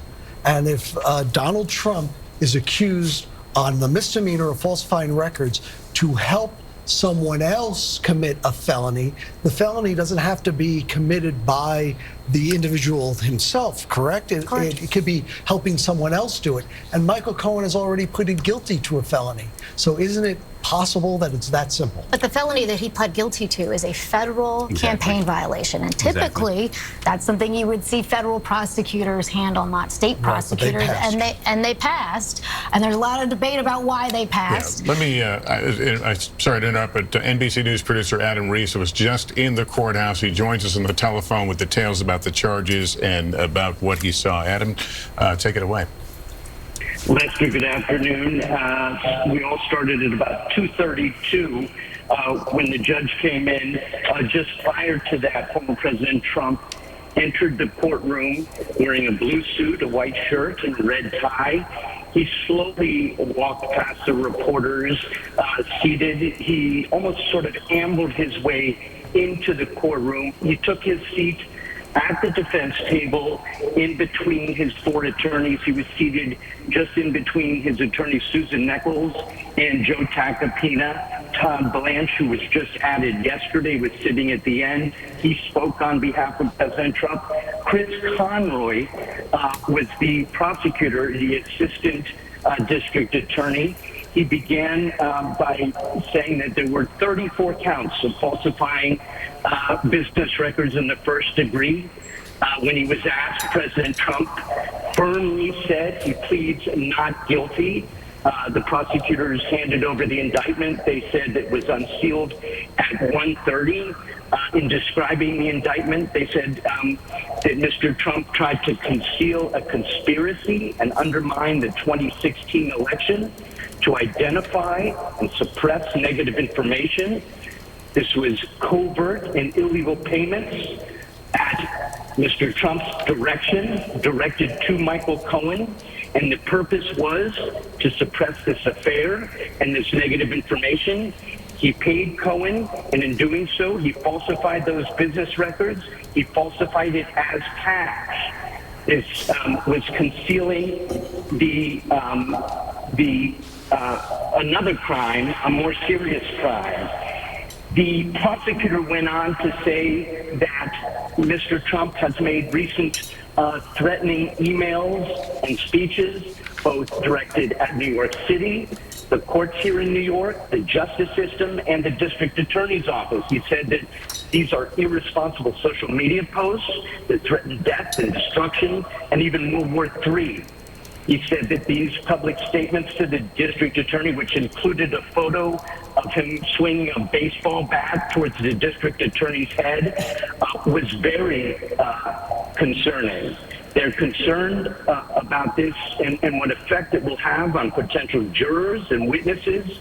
But they said that this will not dissuade the office, and they're seeking a protective order regarding discovery materials. They're very concerned that some of the attorneys or some of this may be leaked, or that President Trump himself would use some of that discovery in a way that would compromise the potential trial. They began discussing conditions of release. They talked about how defense attorney Joe Tacopina had communications with Stormy Daniels, and that could present a conflict. In response, Todd Blanche, representing Mr. Trump, said that the people just spoke for 10 minutes. They haven't seen discovery. They talk about Michael Cohen, and Michael Cohen has been standing on the steps of this courthouse revealing all kinds of material that will be relevant in the trial. Mr. Trump has sorry, I'm just being moved here. They say that Mr. Trump has responded forcefully and clearly. He's very upset, he's frustrated, and he believes that this is an injustice. The hearing is going on right now. The judge said that he's taking the rhetoric and the language he's using, and he's very concerned about it. Blanche then said, well, this was free speech. He talked about the investigator, Mark Pomerantz, who wrote specifics. I'm going to have to toss it back to you, Lester. All right, Adam, so just to be clear, I'm sorry, I lost you in my ear for a second. Just to be clear, these charges would be felonies then because he's citing the campaign violation, perhaps, finance violation. I believe they're misdemeanors, 34 counts of falsifying in the first degree. I would defer to Laura. Yeah, actually, let me... If it's falsifying in the first degree, that's a felony. Right. The first degree falsifying business records is a felony. So that means that we can divine that they are using some other predicate crime. Doesn't even really need to be a felony. So the big question is, what crime is it? So the theory of liability becomes he made false entries. But in addition, he violated some additional law, committed a crime, or concealed some other crime.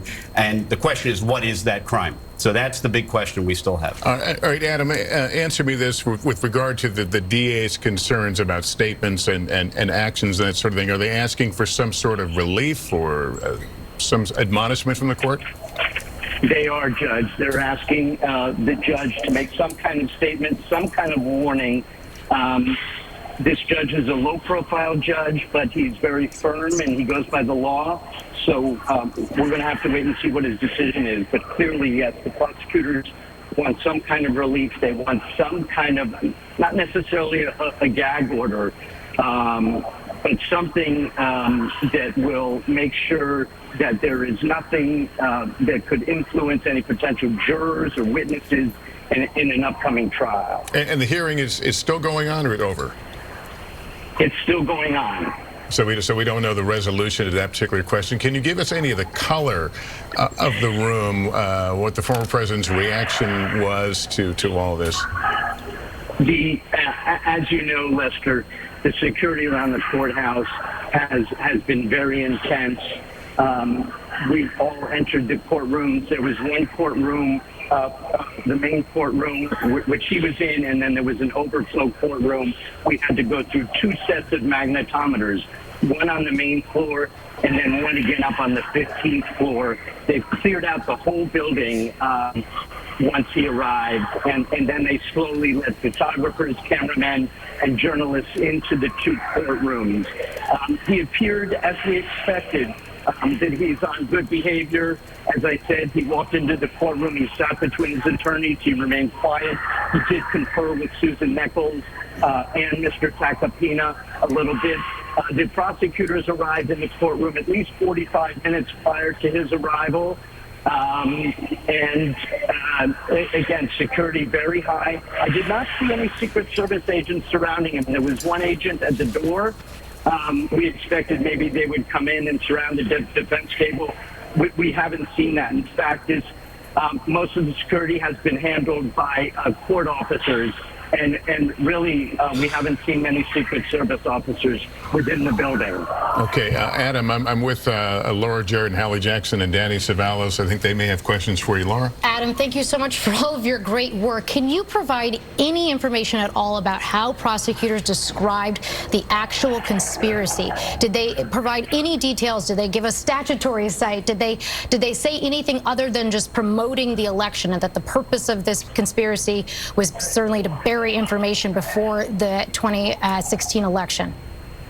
That's exactly it. He did this all to undermine the election, to identify and suppress negative information, that these were covert and illegal payments at Mr. Trump's direction. The purpose was to suppress the affair. He paid Cohen with false business records, falsified his cash, and that this was aiding and concealing the concession of another crime. And again, as I said, they went on to say they were very concerned. He wasn't afraid to bring up the threatening email posts and statements that President Trump has been making, both against the city, the courts, the justice system, including the DA's office. They're very concerned, not only for their own safety, but for the influence of a potential witness. or a juror. The social media posts that threaten death and destruction and World War III, the public statements he's been making, the picture of him swinging a baseball bat towards D.A. Bragg's head. They're very concerned about these posts and, again, the potential effect on jurors and witnesses. But he said this won't dissuade the office. They're seeking the protective order. We'll have to see what the judge decides on that, as well as conditions of release. They want him to be warned about his statements. And as I mentioned earlier, they're concerned that Tacopina, his attorney, Joe Tacopina, had communications with Stormy Daniels, and what he will likely not be able to cross-examine her if, in fact, she becomes a witness. That's certainly a conflict of interest. Adam, it's Hallie. I'm wondering if you can clarify or explain if the judge had any response to what you're talking about here, the idea that some of these threats have been brought up, not just against the prosecutor's office, but against the judge himself. And I also want to check on one point. I think I heard you say Todd Blanche spoke for Donald Trump, so Donald Trump himself did not say the words not guilty. Is that correct? No, Donald Trump did say not guilty very firmly, but Todd Blanche was the attorney speaking on behalf of the defense. In terms of your question about the judge, he said we're taking this rhetoric and language that Mr. Trump is using very seriously. Danny?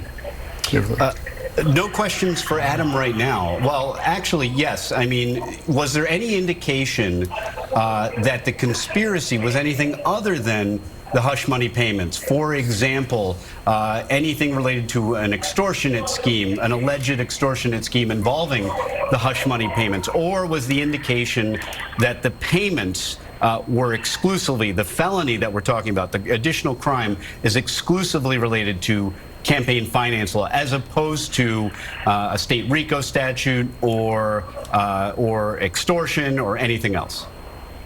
No mention of that, no mention of RICO, but you do bring up a good point, which I want to bring up. There was no mention of the alleged affair with Karen McDougal. There was some speculation that the alleged affair with Karen McDougal may be wrapped into this case. And as far as what I heard before I left the courtroom, there's no indication that that's the case, that this is focused solely on the $130,000 that were paid to Stormy Daniels.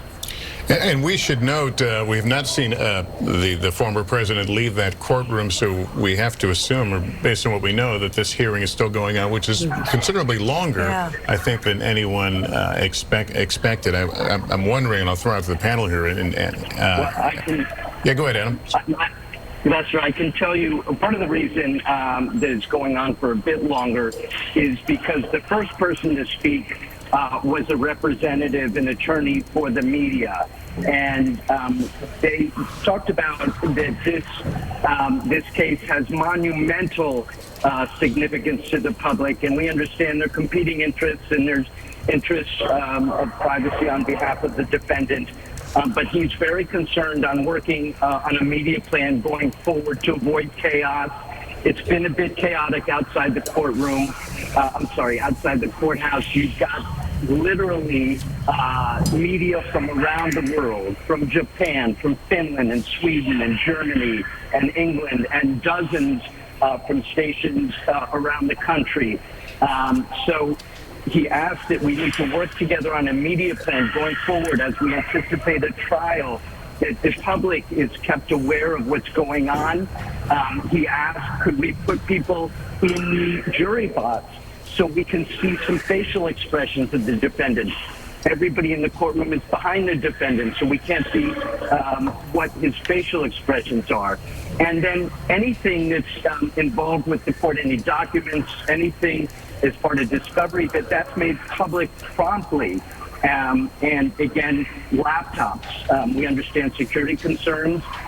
This judge, typically, he just handled the Trump payroll court case. He allowed laptops. The judge said he would allow going forward. Just this arraignment is an unusual situation. The security is very high. So for today, no laptops, no electronics were allowed in the courtroom. But he seemed to indicate that going forward, not only will he allow reporters to sit in the jury box if he can make it happen. But the laptops will be allowed to be used. Was there any discussion of change of venue? I know there were no formal motions that we know of, but was there any conversation or anything said about change of venues? Not while I was in the room, and that would be very unlikely. But we did hear that maybe there had been some suggestion by the defense team to move it to Staten Island, for example, which is another borough of New York City, which is much more friendly to conservatives and to someone like Mr. Trump. All right, Adam Reese again, who is in the courtroom, has now stepped out in this hearing, apparently continuing forward. As you noted, there was a media attorneys there speaking about future access and video equipment. And perhaps that might have slowed down the process, but they are still in there in an arraignment where typically the guilty or not guilty, and in this case, the former president entering obviously a not guilty plea as his lawyers had anticipated. We will continue to watch that camera in the hallway. The former president did not speak as he was going in, simply gave a glance toward a questioner in the hallway there. We don't know on the way out if he will speak, but I think we're all struck by the DA's office bringing up this issue about the former president's behavior and statements and social media posts, the troubling nature of those, and the judge obviously aware of them. What have you both learned so far that in terms of the strategy of the state going forward? Well, so far as it relates to the political sphere of things, it seems like, frankly, not much yet has changed. Now that news of this indictment and what the charges actually are has come out, we are already seeing some of the first fundraising post-arraignment, or I guess during arraignment, come out, and that is from Trump ally Senator Lindsey Graham, who has blasted out now his fundraising email. We've also heard from Trump opponents who have said that they have put up a billboard that will greet Donald Trump when he lands back down in Mar-a-Lago in West Palm Beach and then makes his way to Palm Beach, that says nobody essentially is above the law. So here we are again seeing sort of these political positions here. As Donald Trump, I'm also struck, it's like 45 minutes now that he's been in that room. He sat and listened to those media attorneys make their case. He said those two words, and I think that's important, and an important piece of color from Adam Reese here, that it was Donald Trump himself who stood up and declared in a court of law not guilty related to these felony charges against him now. All right, let me go to Chuck Rosenberg. Chuck, that was an amazing report there by Adam, kind of listing out what he saw and witnessed in the time inside the courtroom. Piecing it all together, where does that leave us right now? As Hallie noted, we may not have moved much farther than we were earlier this afternoon. No, well, in one way we have, Lester, because the arraignment initiates the criminal process with an actual defendant in the well of the court before a judge, subject to the judge's orders on timing and scheduling, motions and the like. That said, I agree with Laura and Danny. We need to see the indictment to understand exactly how this case was charged. I will note one thing. If early reporting is accurate, that it includes a conspiracy charge, that gives a couple of advantages normally to the prosecutor. Conspiracies can run from a very early date to a very late date. It could encompass a lot of activity, and there is a particular evidentiary value because statements by co-conspirators that are made in furtherance of the conspiracy are admissible at the trial of this particular defendant, Mr. Trump. And so it's a way, legally and ethically, for prosecutors to adduce a lot of evidence. If it really involves other women or other payments, even as part of the conspiracy, it also enables prosecutors to show a pattern of conduct. And the more conduct you can show, the easier it becomes for prosecutors to prove intent, something that's necessary to sustain a charge in front of a jury. So I heard Adam, in his good reporting, talk about a conspiracy. I very much would like to see that, how far back it runs, what the facts are as alleged, and who it involves. And we will see that, I believe, once it's unsealed. Some of those questions will be answered rather immediately. That's absolutely right. The indictment will soon be publicly available. We can all pore over it, we can read through it, and we can better understand what the theory of the case is. But based on initial reporting, it sounds like almost 36 felony counts. I'm not surprised that they are felonies and not misdemeanors. Danny spoke to that earlier.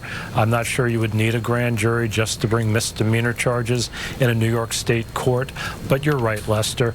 We will soon have the indictment, and we can stop guessing and start understanding. All right, Chuck, let me turn to Catherine Christian again. You wanted to weigh in on that protective order that came up during this hearing, or this arraignment. Yes, well, Mr. Trump hurt himself by his own words, because typically in gang cases, you see the gang members who are being prosecuted, either they or their family members start putting things up on social media, intimidating witnesses on social media, actually using documents they received in discovery and putting it up on social media. So I wasn't in the courtroom, and the reporter was reporting that the prosecutors were asking for that because of his social media posts, because of his emails. So they're asking for a protective order, meaning the discovery that they are entitled to within 35 days of the Supreme Court arraignment. They're going to ask Judge Michon to limit some of those documents from going to the team, because they're afraid that Mr. Trump will basically act like what we see in gang cases and start putting things up and stating things on social media, which would be very intimidating to the witnesses in this case. So if the judge goes along, he'll be issuing orders today on that issue? Not necessarily today. He could do it today, or it's typically you put that in writing. When they have to disclose a voluminous amount of material, and then you seek a protective order. You say, Your Honor, we're disclosing all of this material, but we want to hold back this hunk of material, and these are the reasons why. So they have to articulate the reasons why. And also they could submit material, but they're redacting some things. So you'll get a piece of paper, and it looks like an FBI file, quite frankly. You start redacting information out of there because you're saying that we don't trust the defendant. Not saying we're not to trust the defense attorneys. We're saying we don't trust the defendant to have this material yet. All right, let me bring back, Catherine, thanks. Let me bring back Jonathan Dienst, Chief Investigative Reporter for WNBC and part of our justice team here on the network side. You've been watching this play out. It's the speed of things is a little slower than we thought, but are you surprised that this protective issue, this language and behavior issue is becoming such a big part of this today? I'm somewhat surprised. I think regarding the evidence and the discovery, I think it's often in cases like this and in other cases, judges put protective orders to prevent the defense or the prosecution from putting out that evidence as to ensure the fairness of the process and of the trial. So perhaps some sort of protective order on that evidence doesn't surprise me. What did surprise me was that Adam Reese and other reporters have been able to leave the overflow room and to make calls during the hearing in the public courtroom. So I guess they were able in the overflow room to come and go as they please, and the doors were not restricted as it is in the courtroom, which is why we haven't heard from Garrett or Melissa, who are in the courtroom itself, because they're in there. But the overflow rooms, it sounds like there was lesser controls, and so some reporters have been able to come out and make calls and provide updates while the hearing is going on, and that's what Adam was able to do with quite thoroughness. And again, just to be clear, 34 counts, falsifying business records in the first degree. My understanding, it can be up to 4 years in prison, but it could be as little as 0 if convicted. And remember that the Trump defense team is going to fight this tooth and nail and look to have these charges thrown out and fight it each step of the way. And Trump himself, according to Adam Reese, was the one who said not guilty in that courtroom. One of the things that strikes me about the protective order is if the investigation is ongoing. And that's one of the things I wonder if somebody will ask Bragg today at the press conference, is this it? Is this the final end of the road here? Or is it the investigation still ongoing? Because he had said at a time that the larger investigation into sort of the financial fraud issues going on at the Trump organization was ongoing, even though those prosecutors walked off the case. He said that that investigation continued. Query whether it actually is, query whether they're doing anything on it. But one of the reasons you might want a protective order is if, in fact, you're still digging and you're still trying to get witnesses to cooperate.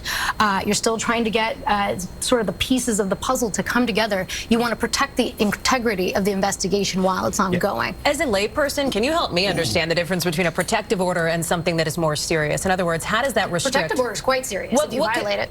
It's not the same thing as a gag order? The gag order is different. The gag order would be used to really protect the defendant's right to a free and protect the right to a trial and a fair trial. The protective order is to protect the integrity of the actual investigation and the documents and materials that they don't want to show up on NBC's website. Well, would it prevent Donald Trump from talking about any documents and materials he's seen? Well, we need to see the terms of it. And again, that's why I think Catherine is pointing out, typically you would make this request in writing and you would lay out exactly what you want the parameters to be. You know, there's a lot of strategy here, too. I mean, this is the prosecutor's first chance to talk to the judge and kind of set the stage. And now, I'm a jaded defense attorney, so take that with a grain of salt. You know, I may be clouded here.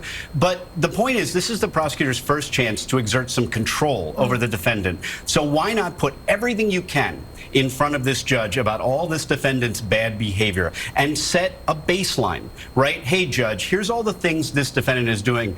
Put him on a short leash now, and that will benefit the prosecutors. Here's why. If he violates, you can bring him back, and he'll at minimum get in trouble. At worst, he might even be remanded. He might even be put in custody for violating a protective order. This is chess, and the prosecution is playing aggressively early by asking for a protective order. It might get denied, but they've at least planted it in the court's mind that this is somebody who may be misbehaving and you need to watch him. They're saying we're watching.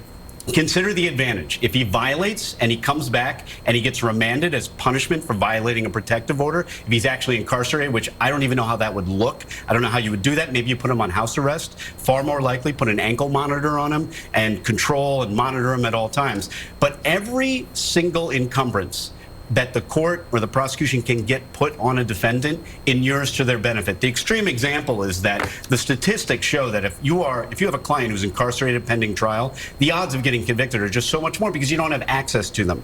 This is the part of the game. You know, and I'm not saying game in a glib way. I mean, both sides play. But the prosecution here is trying to get everything they can at every instance, and you can't fault them for that. They're here to win. They brought their game face, and they are coming out strong from the outset. Here's another wider photo now from the courthouse that's been provided, one of the still photos. Let me bring in Chuck Todd. Chuck, if you can talk about the political implications. Does this change anything? Does this enlighten us, reveal anything that may change the conversation? Well, right now, no, but let me just quickly on this gag order idea or some sort of protective order for this.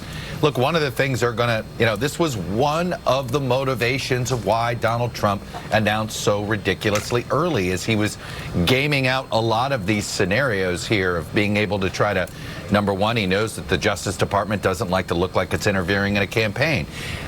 It's harder to put a gag order on somebody who's running for office. There are First Amendment rights that come with that.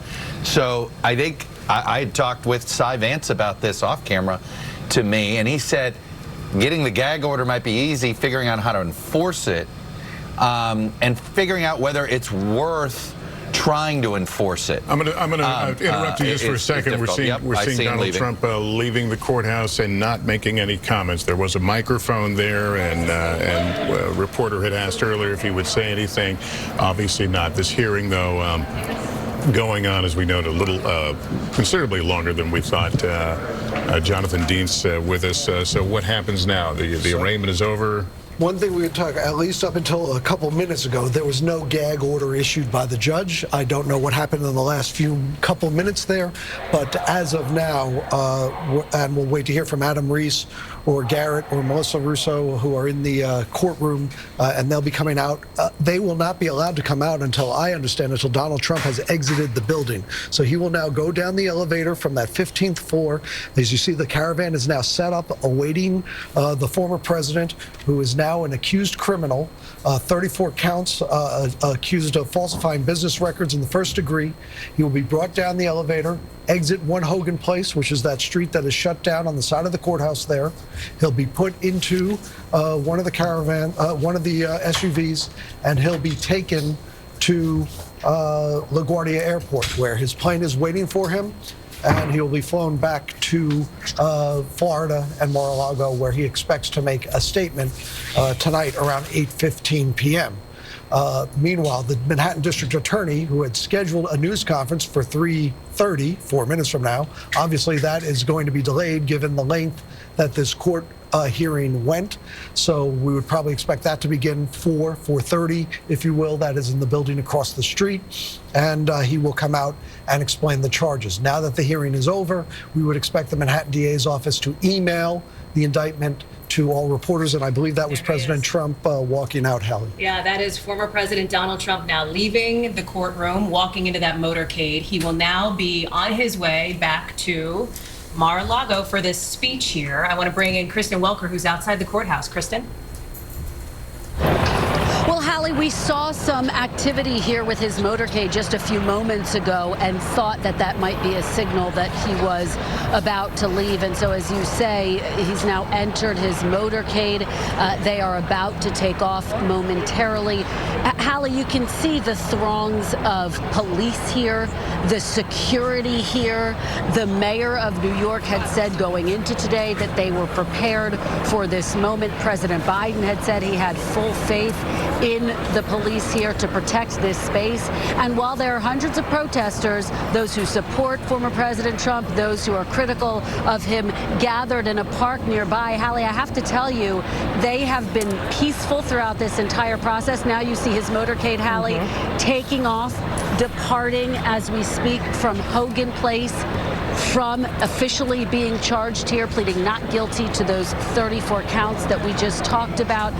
And so he is going to head to LaGuardia Airport, where he will head to Mar-a-Lago, as you say, and make those remarks tonight. And again, just to remind folks, Hallie, we expect to hear from a defiant former President Trump, right? He was sort of slumped over in the courtroom based on that photo that we saw of the former president. But I expect we will see a very different Mr. Trump tonight when he speaks to supporters at Mar-a-Lago, Hallie. He has been traveling, Kristen, with a series of aides from his campaign, obviously with members of his legal team, many of whom are expected to accompany him back to Mar-a-Lago, where frankly the crowd will be, I think, friendlier than what he has seen so far in Manhattan. He's expected to be in front of supporters. It is entirely possible that we will see supporters there in West Palm and in Palm Beach lining the route that Donald Trump will come back home.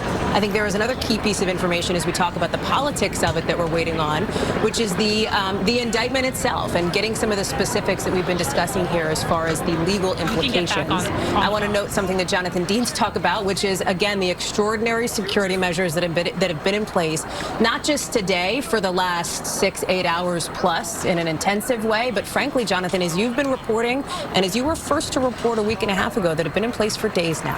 Yeah, for about 2 weeks now, you know, from the FBI to the court officers to the NYPD, they've all been working and preparing for this day, and this day has come. And as you can see in one of the shots before, as the president was leaving, the former president leaving the courthouse, the lines of people rose deep to get a look at this day in history. I thought that was an extraordinary sight here in Manhattan.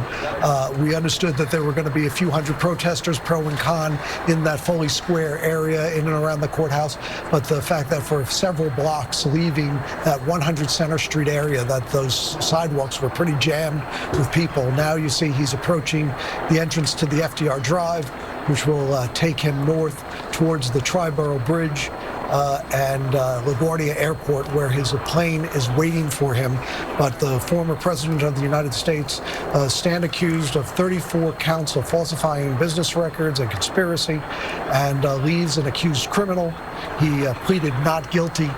And just an extraordinary day, and we wait to hear more from the reporters who are in the courtroom and in the overflow rooms about exactly what went on inside during that 45-minute hearing. Danny, what do you think his lawyers are telling him right now? Now that they see what the prosecution has put together, they're saying, don't worry, you're fine, that there's no case here? Or is this the moment where you have to acknowledge that this could be a big deal? I think what you'll find is that Donald Trump isn't as intensely involved in looking at the indictment as his lawyers are. I picture his team huddling around this indictment, parsing it out, although at this point, there can't be much that surprises them. Frankly, there can't be much that surprises all of us. When this indictment comes out, I really doubt we're going to see some crime in there that we never imagined, never heard a fact about. Consider that most of this stuff has been publicly known since, what, 5, 6, 7 years? We've had the documents, we've had the checks, we've had the contracts. So I don't think there are a lot of surprises. Most likely, it's his legal team. They're huddling together. What do we do next? What motions are we filing? Again, they probably already figured that out. And Trump may have taken a glance at it, taken a look at it. It's kind of written in legalese, indictments are. You're going to have the dates of the conspiracy. You're going to have the different counts. But if you haven't looked at a lot of indictments, there isn't usually a lot of information in there that's helpful to a layperson who's trying to learn about their case, especially if it is, as I suspect it is, a bare bones indictment, not a what's called a speaking indictment, where in the modern era of Adobe and Microsoft Word, people insert photographs and charts and all kinds of different things. And you do see that in the federal context. For example, they might put a chart in of all the money laundering or structuring counts or things like that. And you might see that here. You might see a chart of all the different checks, the payments, when made. You might see that in this indictment. It's possible. But it's not the kind of thing that I think Trump would even interest himself much with. He knows the basics. He knows what he's charged with. He's the kind of guy that's going to say, lawyers, you handle it until I decide that you're not handling it the way I like you to handle it, and then I'll get new lawyers in.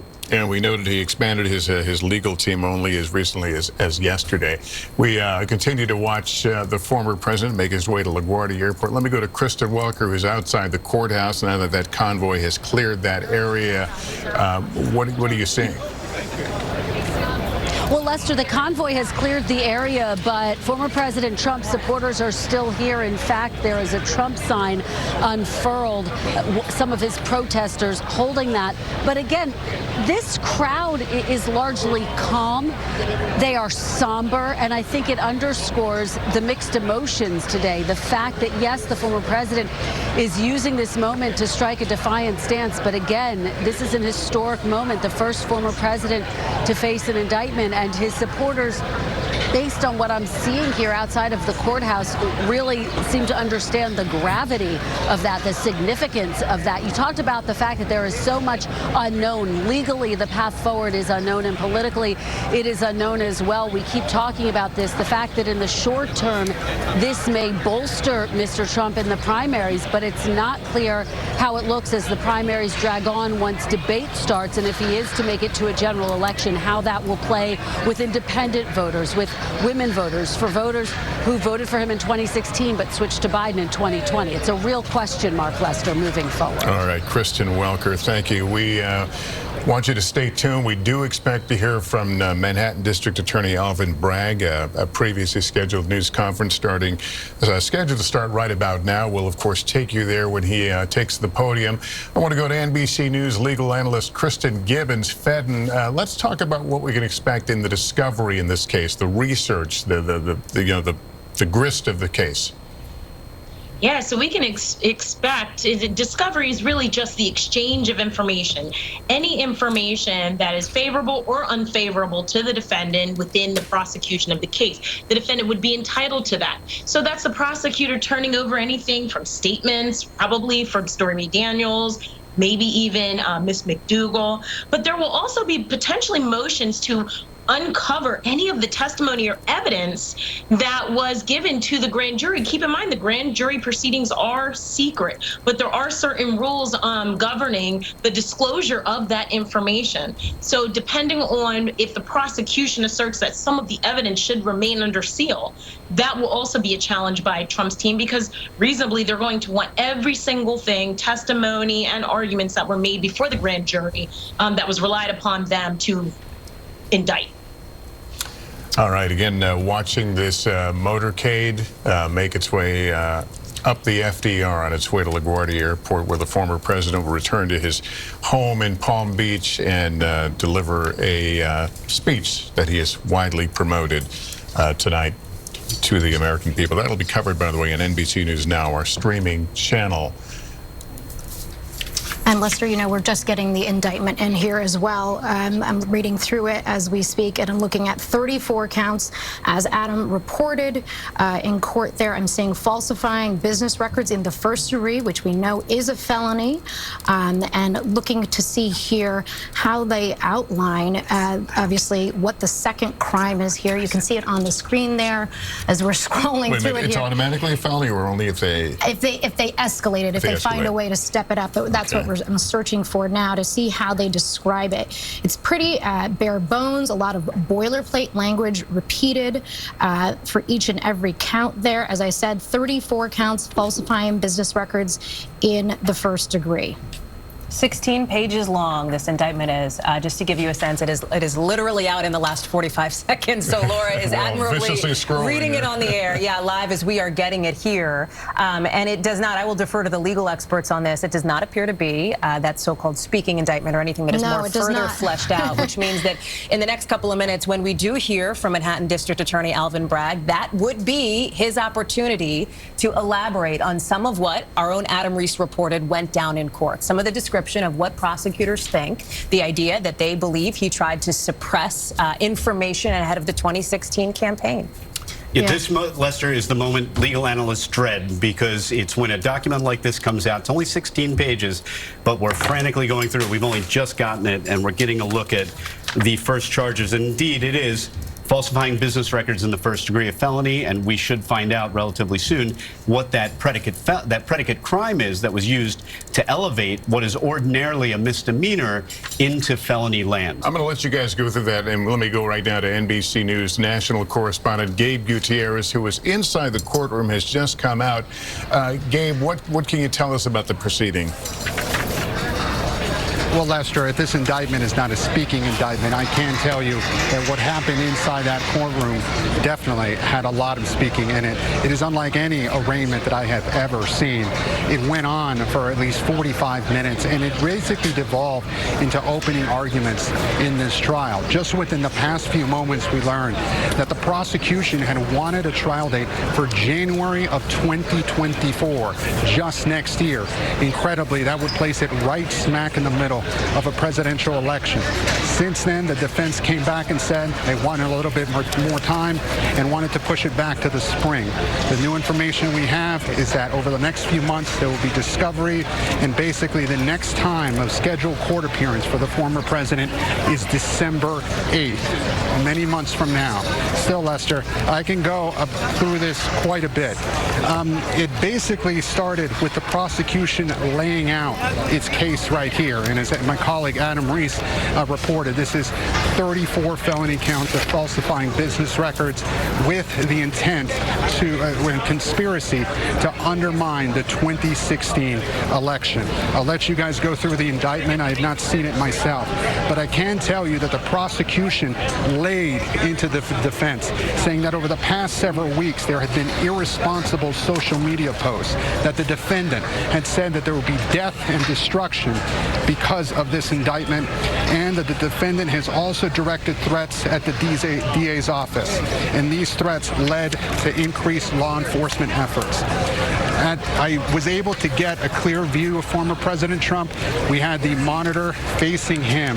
He was sitting in between his defense attorneys, and he was looking mostly silent most of the proceeding, only able to say,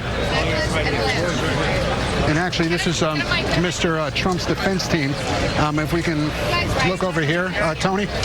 This is President Trump's defense team right here, Joe Tacopina. I'll continue my description, Lester, but let's see if we can take, you may want to take this response live. This is Todd Blanche and Joe Tacopina. I'm not sure if we have a camera there. I'll try to listen in we can see and pass along what they're saying.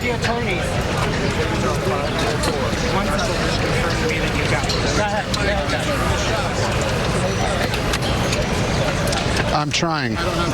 Hold on one moment. Get that cell phone back. Hey, cell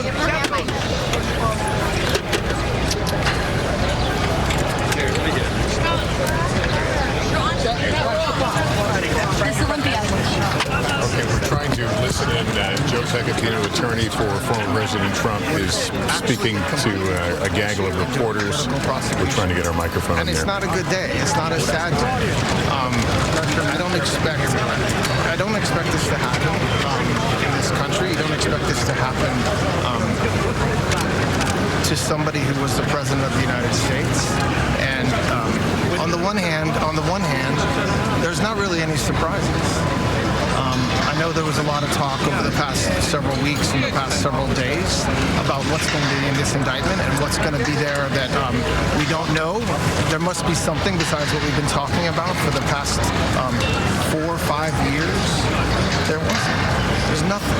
The indictment itself is boilerplate. It doesn't allege any federal crime, any state crime that's been violated. It doesn't allege what the false statement is.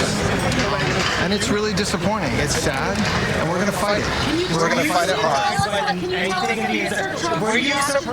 Were you surprised by anything in the indictment? No. How about you, Joe? Were you surprised? Yeah, I was surprised there were no facts in there. I mean, normally in an indictment you have alleged facts. So they said that this was a false business record entry to aid and abet another crime without saying what the other crime was. Can you talk about his demeanor? How was he doing? Trump's reaction was when he saw the charges against him.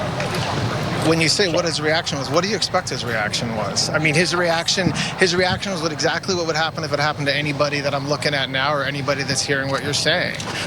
He's frustrated, he's upset, but I'll tell you what, he's motivated. And it's not going to stop him, and it's not going to slow him down, and it's exactly what he expected. And so to that extent, there's no surprise. But he's also upset and frustrated and disappointed and mad that this happened. What about the warnings against his rhetoric on Twitter?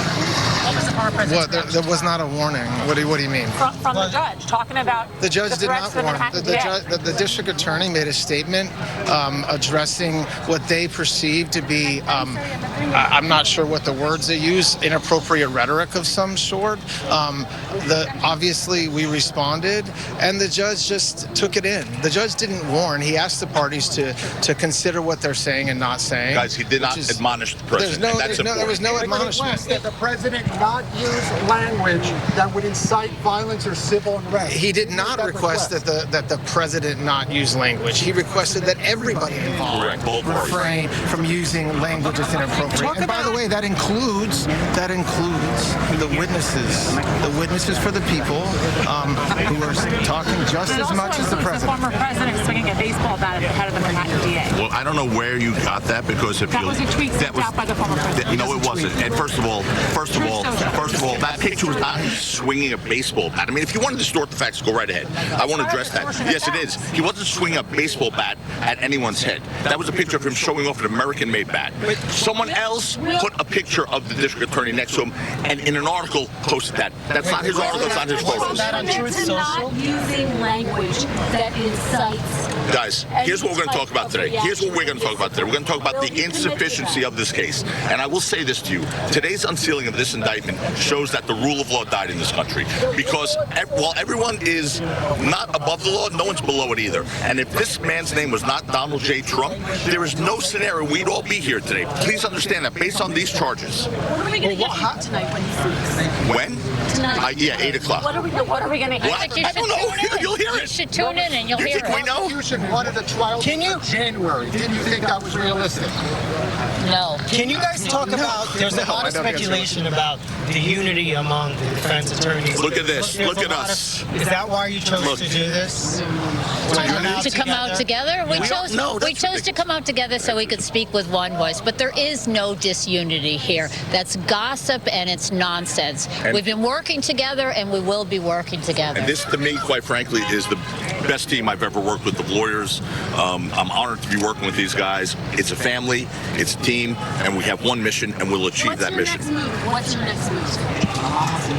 I'm going to go home and have some food. What about the change of venue stuff? When do we? I mean, we're going to start fighting the case. I didn't mean to be flippant. When do you start filing motions? I'm assuming one of the first things you're going to do. The judge set a motion schedule to dismiss. I assume that'll be the judge set a motion schedule that requires motion files in 4 months. So that's when we'll be filing motions. This whole notion about how this is sort of like a novel, or do you? It's not a notion. It's actually a fact. It's never been charged before. Talk about that. But there's nothing else to say except the district attorney. This office has existed for decades and decades, and you can find one if you'd like. You'll never see see a charge like this ever. You understand this case? You understand this? As simple as this. A state prosecutor is prosecuting a federal election law violation that doesn't exist according to federal election law officials. It's as simple as that. You could sum it all up like that. Will there be anything else in your motion to dismiss? That we haven't even come What about close the to change of venue? There's all this talk. Can someone address that now? The defendant could potentially post discovery on social media. Impromptu news conference outside the courthouse with the attorneys for former President Donald Trump, who right now is nearing LaGuardia Airport for his return to Florida after what was described as about a 45-minute long arraignment hearing in which a number of issues were discussed, including some of the tone of language that had concerned the DA's office from the former president. But his attorneys strongly defending the former president and challenging the DA to come up with facts which they think are not in evidence right now. Laura Jarrett has been working this set of documents we've received here, the actual indictment, and help us understand what it says and what it doesn't say. Okay, so what we have here is an indictment that's laying forth the exact counts. Those are statutory cites that relate to the criminal code in New York. That's what we have, the 34 counts falsifying business records.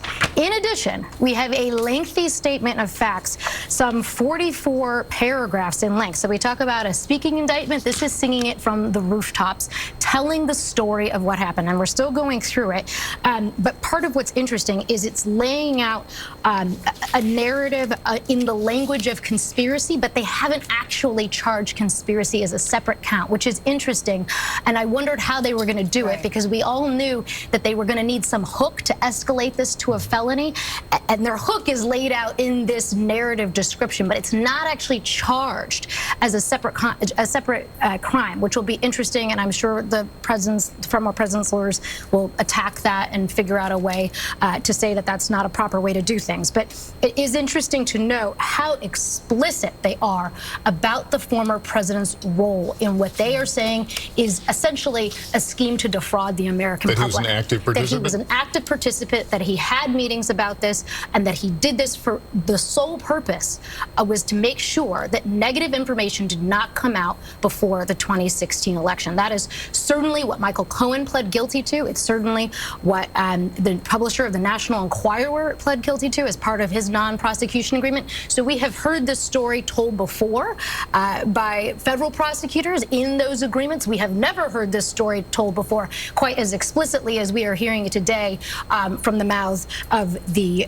state district attorney in Manhattan. There are no names listed here in this statement of facts, because you're right, Laura, this is separate technically from the indictment itself, but it clearly lays out all of what we've been talking about, the sort of color narrative, if you will, of what happened. Yeah. But based on some of the identifying pieces of information that are in here, like the amounts of the hush money payments, it seems at this point that this is about Karen McDougal, who we talked about, and Stormy Daniels. Stormy Daniels, of course, an adult film star who just today is out with a new, essentially, magazine feature talking about how she hopes to feel at some point vindicated, as well as Karen McDougal, this former Playboy model, who also says that she received a hush money payment that came through, as Laura explained earlier in our special coverage here, that came through a publication, kind of a catch and kill scheme, which, again, here in the statement of facts, the prosecutor's office is laying out. Yeah, and laying it out, I just want to read a little bit of it because the language is just so striking here, talking about from August of 2015 to December of 2017, the defendant, the former president, orchestrated a scheme with others to influence the 2016 presidential election by identifying and purchasing negative information about him to suppress its publication and benefit the defendant's electoral prospects. It goes on to say, in order to execute the unlawful scheme, the participants violated election laws. Now, they don't say they're federal laws, state laws, and caused false entries in the business records of various entities in New York. The participants also took steps that mischaracterized for tax purposes. They're not charging tax crimes, but they're saying took steps that mischaracterized for tax purposes the true nature of the payments made in furtherance of the scheme. And so they've used this statement of facts, again, to sort of tell the story, but they're not charging those things as separate crimes. Are they telegraphing, though, that may come into play at some point? Well, that's one of the things I hope somebody asked the district attorney today at that press conference. Yeah, the statute doesn't appear to require someone to plead and actually prove the crime that is used to launch this case into felony land. So at this point, they don't necessarily need to charge it. What they appear to be doing here is just alleging it, whether it be an election law violation, whether it be a tax crime of some kind. It seems pretty straightforward that we're just talking about falsification of business records that is made into a felony. And I don't think that's an accident that the DA's office is being a little vague here, because they don't necessarily want to commit to anything. You don't want to do that in an indictment, commit to something that you can't prove or aren't planning to prove. But make no mistake about it, and I'm putting my defense hat on for the moment, you're going to see motions, number one, that New York has no jurisdiction to enforce anything related to election law, unless it is somehow New York state election law.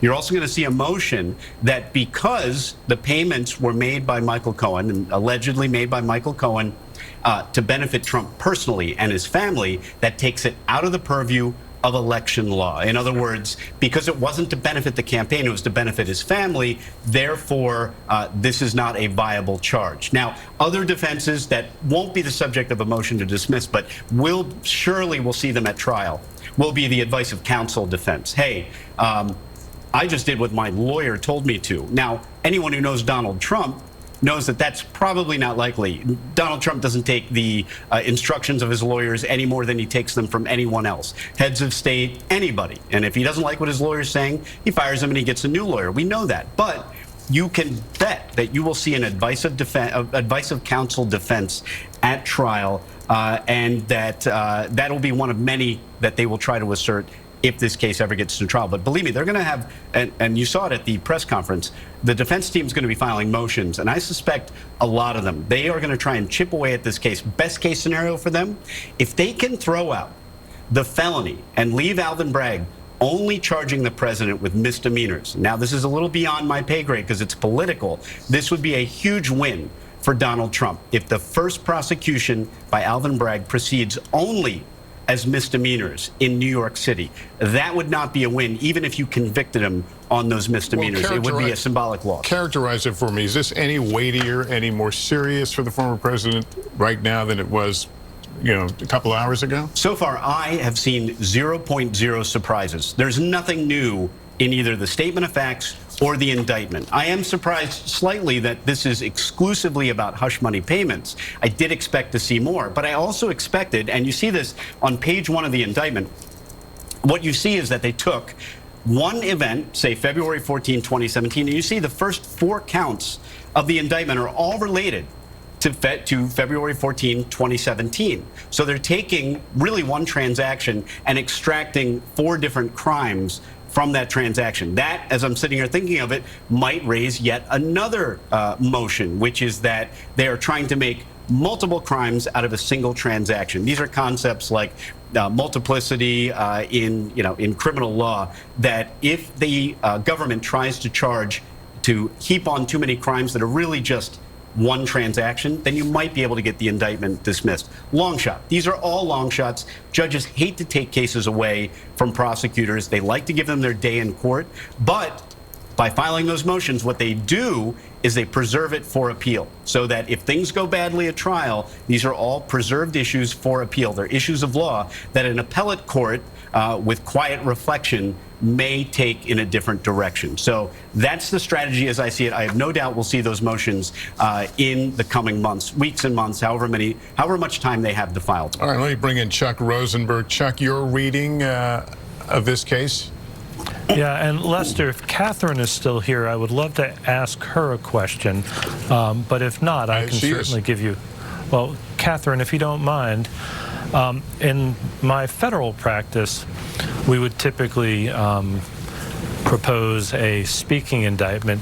There's a separate document here, a statement of facts, and it has an indictment number on it, which I assume correlates to the 34-count indictment. How does the district attorney's office use that statement of facts, and what is its legal weight in the proceedings? I tell you, Chuck, I'm at a loss. When I looked at this indictment and saw that every single count, because I heard a reporter earlier talking about conspiracy, and I'm like, oh, there's a conspiracy count. There is no conspiracy count. Yeah.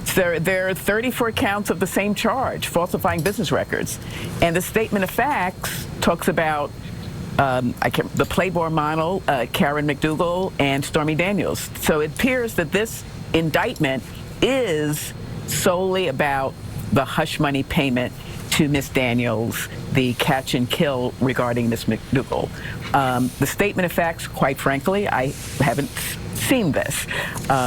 It's usually, if you're charging conspiracy, you list out all the overt acts. That's sort of how you get all the information in there. Well, there is no conspiracy count. So I agree with Danny. There's going to be very substantive motions. And then, Danny, you said that if they can reduce these felonies to a misdemeanor. Remember, even on the misdemeanor charge, you still have to prove beyond a reasonable doubt that Mr. Trump put this false entry in his business records with the intent to defraud. So even that is not so clear. That's the argument they're going to make. So I was actually saying, oh, you know, now there's going to be conspiracy and they're probably going to talk about tax crimes. So I'm not going to say it's shocking, but I'm surprised that the 34 counts are all falsifying business records and they all involve Miss Daniels. Speaking for the lay people in the room, are you saying this is a weak case? I've always said it was a tough case because you have to prove intent to defraud, and for the felony, you have to prove, in addition to intent to defraud, the intent to commit another crime. And if that other crime was the campaign finance law, well, it's a novel theory, which makes it a tough case. It's also a tough case because the main witness is Michael Cohen. Now, I use cooperators all the time. You cannot do an organized crime case without a cooperator. And what you do is you corroborate every word, every accusation that he makes. And you can even argue that Michael Cohen is sort of Trump's mini-me. That's why they got along. That's why he worked for him so long. But it's a tough case because, like I said, if it's really solely about this hush payment to this porn star, and it's based on campaign finance law, it's going to be tough. It doesn't mean they can't prove it beyond a reasonable doubt, but it'll be a tough case. And Catherine, do they have the opportunity to revise this indictment, or are they stuck with what they have? Well, in order to represent an indictment, you have to get permission of the court. So maybe there's another case they're investigating. I have no idea. But this is the indictment. This is, what they, spent the months on and decided to vote on. And I'll be interested to hear District Attorney Bragg's press conference. And I'm sure, all the reporters will ask him the same questions that we're all sort of baffled about. And Chuck, weigh in for us as well. Is this a strong case? Maybe, and I'm hedging only a little bit because when you don't have a speaking indictment, when you don't have the prosecution laying out how they're going to prove each of their counts, you have to assume that there's something that supports, that undergirds each of the 34 counts, Lester.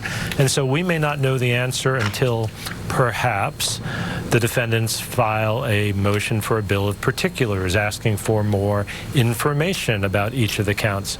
We may not know until we see the evidence adduced at trial. And by the way, I just want to make a distinction between something that's weak and something that's serious, because sometimes these words are used interchangeably, but at least to me they mean something different. A case could be extraordinarily serious, a homicide, but not have a lot of evidence and therefore be relatively weak. No forensics, no motive, no confession, no eyewitnesses. Another case could be relatively, I don't want to say trivial, but less serious, and be incredibly strong because you have documents and witnesses that can testify and help prove each count. So this is a less serious case, but it doesn't necessarily make it a weak case. And for us to assess the evidence, we're going to need to see something more from the prosecutors. NBC News legal analyst Kristen Gibbons-Fedden is with us. Were you surprised at anything that you have read so far in this indictment? No, and I think like everyone else kind of stated, they're exactly what was suspected. But the one thing I would say is, while I agree this doesn't seem to be the strongest, I don't think that it's weak at all. I think one of the things that's really important is that, in terms of forensic evidence, we do have, as I'm reading quickly this indictment and the statement of facts, there does appear to be some independent indicia of intent, wherein there was invoices that said, for example, retainer or for legal fees, when in fact it seems based on the evidence that it was actually for paying off, for example, Miss Daniels, or paying off, being used as hush money. So those are some types of independent corroborative evidence that could corroborate what we imagine Cohen will say if he testifies, which will help because he does lack the credibility of a more independent witness because of his convictions. All right, thank you. I want to go right to NBC News national correspondent Gabe Gutierrez as we watch the former president's plane preparing to receive him and his traveling party. Gabe, we were speaking to you earlier. You were walking us through the color. If you can give us more of what you saw and witnessed in the courtroom. Yes, Lester, as I look through my notes here, I can repeat that this arraignment was unlike any other arraignment that I've ever seen before. It lasted quite a bit longer than we expected, as you just heard, about 45 minutes. Now, I can tell you former President Trump spoke very little during the appearance. He himself was the one who pleaded not guilty. He did so while he was sitting down. He answered just several questions from the judge, whether he understood his rights. The one time where he did show a little bit of emotion, the judge did give him a typical warning. The judge said that he would give any defendant that if the defendant were disruptive, he could be removed from the courtroom. A standard warning that the judge says he gives to any defendant. The former president responded by sighing, and he said, "I know." So something else, Lester, and I'll leave your other guests as they pour through the indictment, but there was frustration from the former president's attorneys. Basically, their lead attorney saying they didn't realize that they were going to have to give opening statements here. The prosecution went on at length about why they said the case should be brought, but also talked about these social media posts and these threats against the district attorney's office that they interpreted that the former president has been putting forth over the last several weeks. And of course, I can tell you, Lester, the security that we see here is due in part to those calls for protest that former President Trump brought up several weeks ago when he predicted that he might have been arrested back then. At the time, it didn't come to pass, but here we are. The prosecutors referred to specific instances where he referred to, quote, death and destruction, and also brought up a specific post that was put on the social media platform of a picture of former President Trump holding a bat near another picture of DA Alvin Bragg. Now, the defense did make the argument that, in their view, this was a presidential candidate, and this devolved into an argument between free speech. And the judge said that he would not impose a gag order in this case, even if asked. Instead, he did make a request, significantly not an order. He requested that the former president not use violence, not use language that would incite violence. So again, what comes next here, there was some discussion about a motion schedule. I'll repeat that initially prosecutors had wanted a trial date of January 2024. However, the defense said that probably wasn't realistic. They were looking more towards a trial date of spring of 2024. No final date was issued or ruled on by the judge, but there will be motions over the next several months. Discovery will be put forth over the next several months, and we expect the next time that the former president was expected to be here in the courtroom was in December. There was also some discussion whether he might have to actually be here or whether he could waive his appearance and just let the attorneys meet here. The judge seemed inclined not to let that happen, but former President Trump's attorneys argued that because of the expense, because of the security issues, that may be a possibility down the line. But that issue remains unresolved. Something else, the prosecution wanted a restrictive order to try and prevent the former president from taking some of the discovery and actually leaking it himself, posting it on social media, using it to defend himself in the court of public opinion, rather than use it to mount his own legal defense. I just asked Joe Tacopina, the attorney for former President Trump, about that just now. He said that that wasn't going to happen. Those were his words. But Lester, the arraignment brought up so many questions about free speech and threats against the judicial system as this plays out. Really unprecedented in so many ways. But again, criticism from the former president's attorneys arguing that they don't have an enough of a case here. But again, 34 felony counts as we await this press conference from DA Alvin Bragg to respond to questions about why this case was brought right now. Yeah, another question about the color in the room. We know that he has a Secret Service detail. Were they evident? Were they standing near him? Yes, there were several Secret Service agents in the room. I was also watching on a monitor to be able to see his face. It was a crowded courtroom. We were also sitting in an overflow room that was next door to that particular courtroom, but we were able to watch that video feed.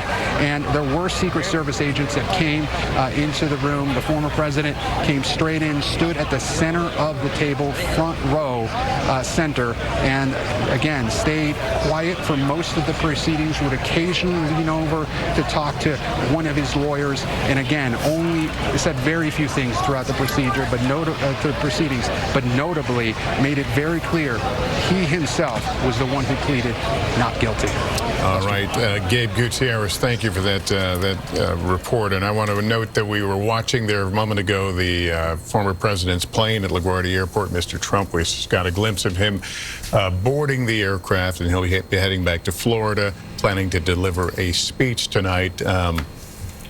Given the remarks today about some of his statements, it will be interesting for everyone to find out exactly how far he goes in his criticism of this prosecution that is now officially underway. Hallie, it's going to be a long, if this is many months, a year.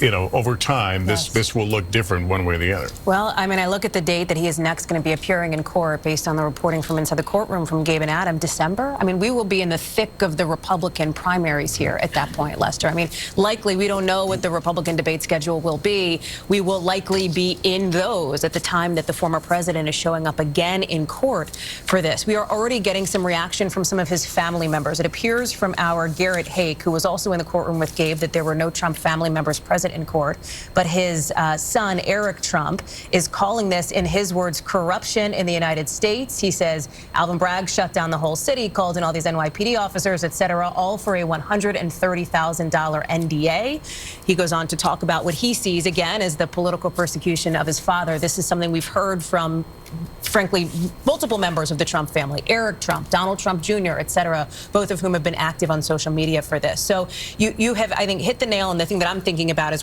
we're listening to this, when a trial would be. This is colliding now, right? The legal implications with the political implications of what's to come ahead of 2024 in a serious way. And I think it is worth reminding people, as we take a look at the former president's plane, there are still other investigations outstanding here. That while we are focused on this indictment, this statement of facts, and this series of details that is in front of us here, there is potentially more out there from this Fulton County District Attorney in Georgia and from the special counsel, Jack Smith. There may be more out there in this investigation. If you look at footnote 1 of the statement of facts, it says the statement of facts contains certain of the information that is relevant to the events described herein.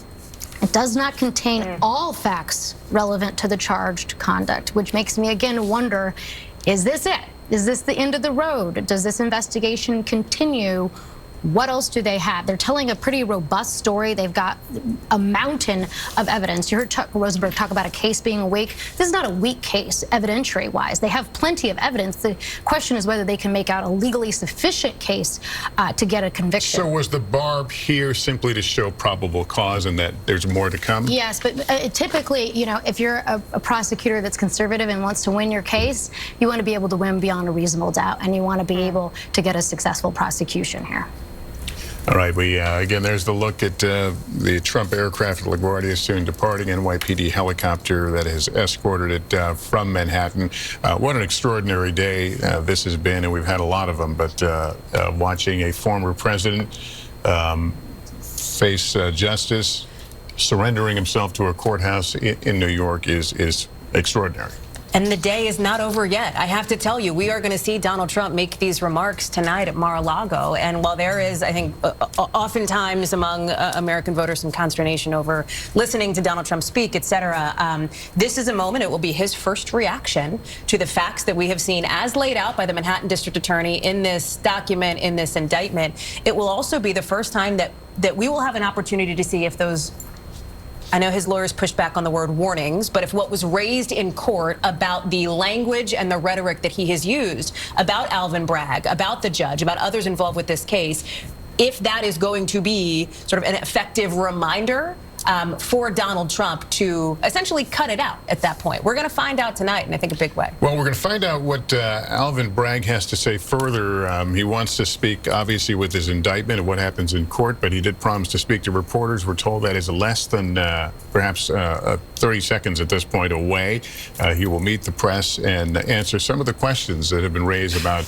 Yeah, you got plenty. Laura's got a list, so, yeah. You want to be in there, I'm sure you do. He has, as we say, he's a prosecutor that holds things close to his vest. He brought in late witnesses, repeat witnesses to the grand jury down the stretch. Obviously believes in this case, and we're going to get a little more enlightenment from him in just a moment. What's the first question you want to ask him? Why so long? And is it true that you at some point decided that you weren't going to bring this case and you changed your mind? And if you did change your mind, why? Get him to try and confirm some of the reporting or some of what we've read in Mark Pomerantz's book. That was the former volunteer district attorney who came onto the Trump investigation team and then left out of frustration with the direction. See if he'll answer any of those questions. Is that going to become relevant at some point if you're the defense? Is that something you... Not in terms of evidence, but it would be interesting. I started thinking about how could you get that into evidence, and you might be able to. And there may be prosecutors out there that will be howling when I suggest this creative theory, but this is what we do. Come up with creative ways to get evidence in. Maybe you get it in through Michael Cohen. Why did you find at some point, Mr. Cohen, that prosecutors weren't returning your letters and your calls and that they weren't interested? What did they tell you about the case? Well, here he is, Alvin Bragg, the DA of Manhattan County. Good afternoon. Thank you for joining us here today. Earlier this afternoon, Donald Trump was arraigned on a New York Supreme Court indictment returned by a Manhattan grand jury on 34 felony counts of falsifying business records in the first degree. Under New York state law, it is a felony to falsify business records with intent to defraud and an intent to conceal another crime. That is exactly what this case is about. 34 false statements made to cover up other crimes. These are felony crimes in New York State, no matter who you are. We cannot and will not normalize serious criminal conduct. The defendant repeatedly made false statements on New York business records. He also caused others to make false statements. The defendant claimed that he was paying Michael Cohen for legal services performed in 2017. This simply was not true. And it was a false statement that the defendant made month after month in 2017. April, May, June, and so on through the rest of the year. For 9 straight months, the defendant held documents in his hand containing this key lie, that he was paying Michael Cohen for legal services performed in 2017. And he personally signed checks for payments to Michael Cohen for each of these 9 months. In total, the grand jury found there were 34 documents with this critical false statement. Why did Donald Trump repeatedly make these false statements? The evidence will show that he did so to cover up crimes relating to the 2016 election. Donald Trump, executives at the publishing company American Media Incorporated, Mr. Cohen, and others agreed in 2015 to a catch and kill scheme. That is, a scheme to buy and suppress negative information to help Mr. Trump's chance of winning the election. As part of this scheme, Donald Trump and others made 3 payments to people who claimed to have negative information about Mr. Trump. To make these payments, they set up shell companies, and they made yet more false statements, including, for example, in AMI, American Media Incorporated's business records. One of the 3 people that they paid to keep quiet was a woman named Stormy Daniels. Less than 2 weeks before the presidential election, Michael Cohen wired $130,000 to Stormy Daniels' lawyer. That payment was to hide damaging information from the voting public.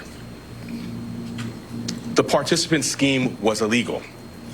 The scheme violated New York election law, which makes it a crime to conspire to promote a candidacy by unlawful means.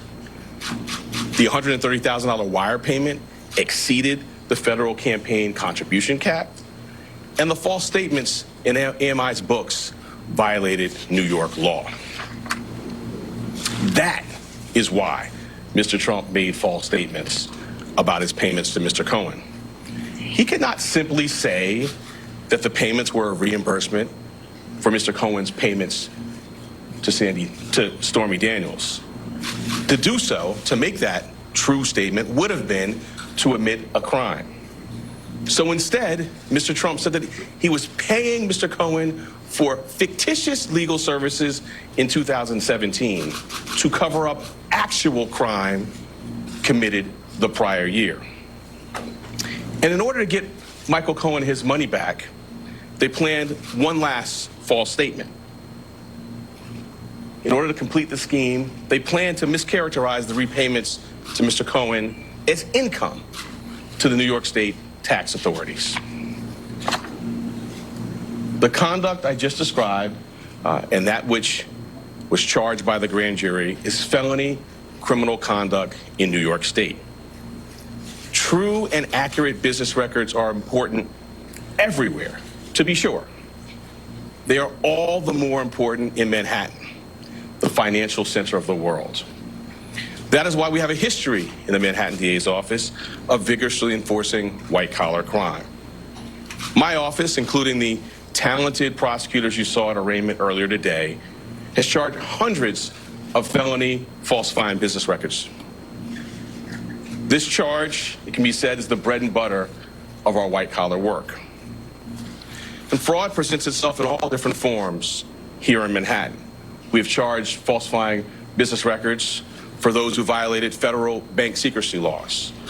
We have charged falsifying business records for those who were seeking to cover up sex crimes. And we have brought this charge for those who committed tax violations. At its core, this case today is one with allegations like so many of our white-collar cases.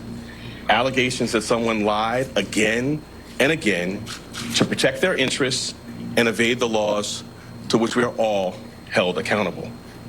As this office has done time and time again, we today uphold our solemn responsibility to ensure that everyone stands equal before the law. No amount of money and no amount of power changes that enduring American principle. I'll now take questions. So we're going to take a limited number of questions. There are no follow-up questions. One question to the reporter. I will call on you. And again, we have limited time. Thank you. The first question will be Rick. Thank you. Rick, why now? Some argue that this is a political move. You're not going to be a political person. The parties are going to go into We conducted a thorough and rigorous investigation, as we're known to do, at the Manhattan District Attorney's Office. I've been doing this for 24 years and am no stranger to rigorous, complex investigations. I bring cases when they're ready. Having now conducted a rigorous, thorough investigation, the case was ready to be brought, and it was brought.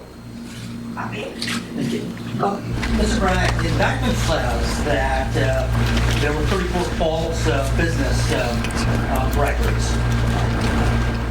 And they were done to conceal another crime, but the indictment does not specifically say what those crimes were. We are assuming, perhaps, that they might be election-related. I'm wondering if you can specify what laws were also broken. Sure. So let me say as an initial matter that the indictment doesn't specify that because the law does not so require. In my remarks, I mentioned a couple of laws which I will highlight again now. The first is New York State election law, which makes it a crime to conspire to promote a candidacy by unlawful means. I further indicated a number of unlawful means, including more additional false statements, including statements that were planned to be made to tax authorities. I also noted the federal election law cap on contribution limits. But why weren't there those crimes charged?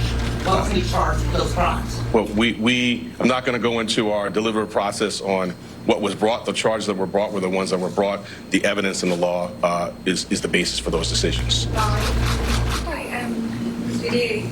You had expressed a year ago that you had some reservations about the case's readiness. Can you talk to us about what were some of the questions in your mind that needed to be answered in order to bring a case of this magnitude? I'm not going to go chapter and verse into any thinking. What I will say is, I believe the time period you're talking about, I've been in office for a couple of months. The investigation, in my view, was not concluded into the conduct in particular that is the basis for the charges today. Since that time, we've had more evidence made available to the office and an opportunity to meet with additional witnesses. So, as I said earlier, I've been doing this for 24 years. I don't bring cases prior to a thorough and rigorous investigation. Now, having done so, the case has been brought. Mr. Bragg, Garrett Hake with NBC News. Your predecessor took a hard look at this case and decided not to charge it. Federal prosecutors took a hard look at this case and decided not to charge it. Do you believe you have new evidence that led you to decide to charge this, or why now? Well, as I just mentioned, we have had available to the office additional evidence that was not in the office's possession prior to my time here. And as to your part of your question about the federal, we have a distinct and strong, I would say profound, independent interest in New York State. This is the business capital of the world.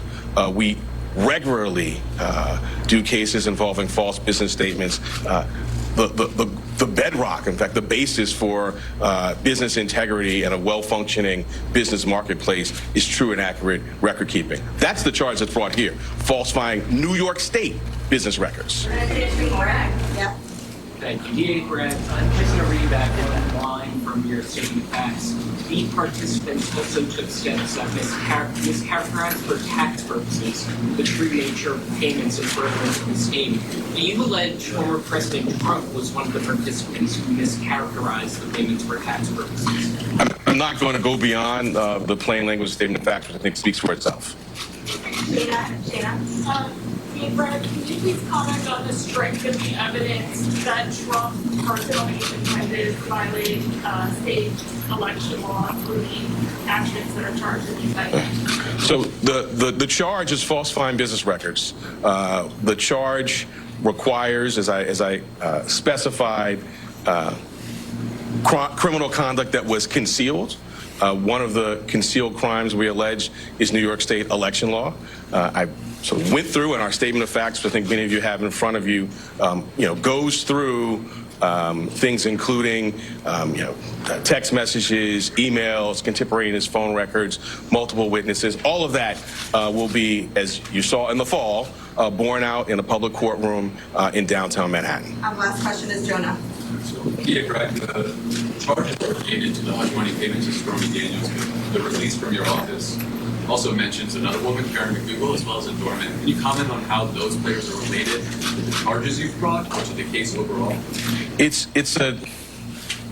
I'm glad you put your finger on that, because it's not just about one payment. It is 34 business records, 34 false statements in business records that were concealing criminal conduct.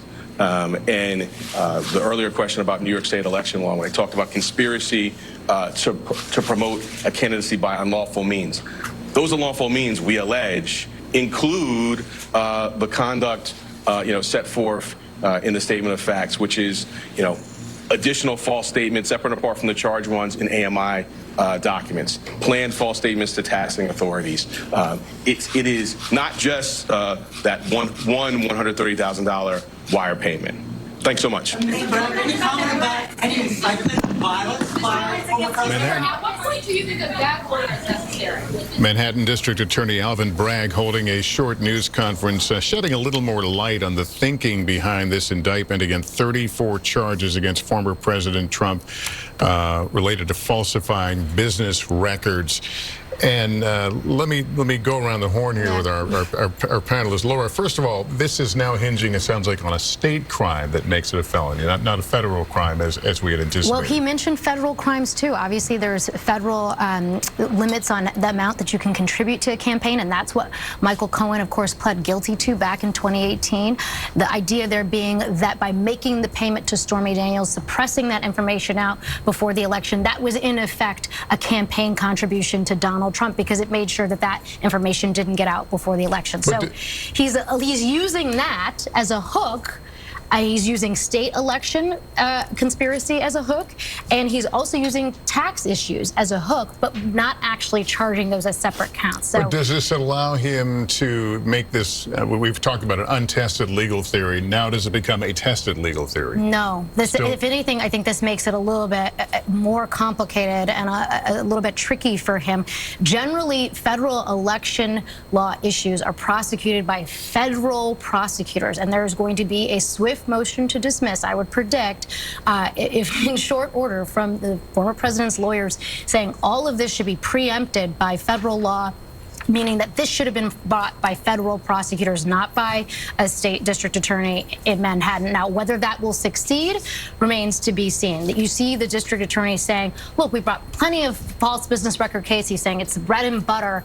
He hasn't brought one like this where you've actually obtained a jury conviction. It's gone up on appeal where it's been tested. That's why people say it's been untested. Even if they've charged false business records cases before, they haven't used a federal election law as the hook where that's been upheld on appeal, where you can actually see a court saying, yes, this is okay. We give this the stamp of authority. It was interesting to hear him say that the law doesn't actually require that the indictment have the conspiracy and all of the other election issues pled as separate counts. Again, remains to be seen how the courts test that out, how they evaluate something like that. At the beginning of his remarks, I was struck by how much he's trying to emphasize nobody is above the law. You hear prosecutors say that all the time. But of course, in a case like this, with a defendant like this, he seemed to want to stake the ground that this is not something that I did because of who the president is, almost sort of implicitly giving a reply, if you will, a rebuttal to all of the sort of selective prosecution arguments we've heard from the former president, suggesting that he's been singled out in some way. And here you have Alvin Bragg saying, no one, no matter who you are, no matter how much money you have, everyone stands equal before the law. Sort of, that's, probably the most articulation we are going to hear from him outside of court to rebut some of the president's claims. Danny, your observations from what he just said? If it's true that federal election law is out, then the motion to throw it out because New York doesn't have jurisdiction may be dead in the water, and that is strategically exactly what Alvin Bragg must have done. He watches TV, he probably reads the papers, he knows that this was an issue. Probably saw Joe Tacopina several times say, look, if it's federal election law, there's a problem. This case could get thrown out. So lo and behold, now they charge a New York state law, so you don't have that issue with federal election law. New York obviously can enforce its own laws, and you have conspiracy to promote or prevent election. This is what lawyers do when the indictment comes out. We go to the statute, I'm at the statute, and I'll use you as my jury. I mean, for everyone to think about, is this, by the way, it's a misdemeanor. So in other words, Bragg has used a misdemeanor to elevate a misdemeanor to a felony. I predict you're going to see some folks on the right heavily criticizing that. Essentially, they're going to argue that, hey, he used basically a traffic violation to up this to a felony.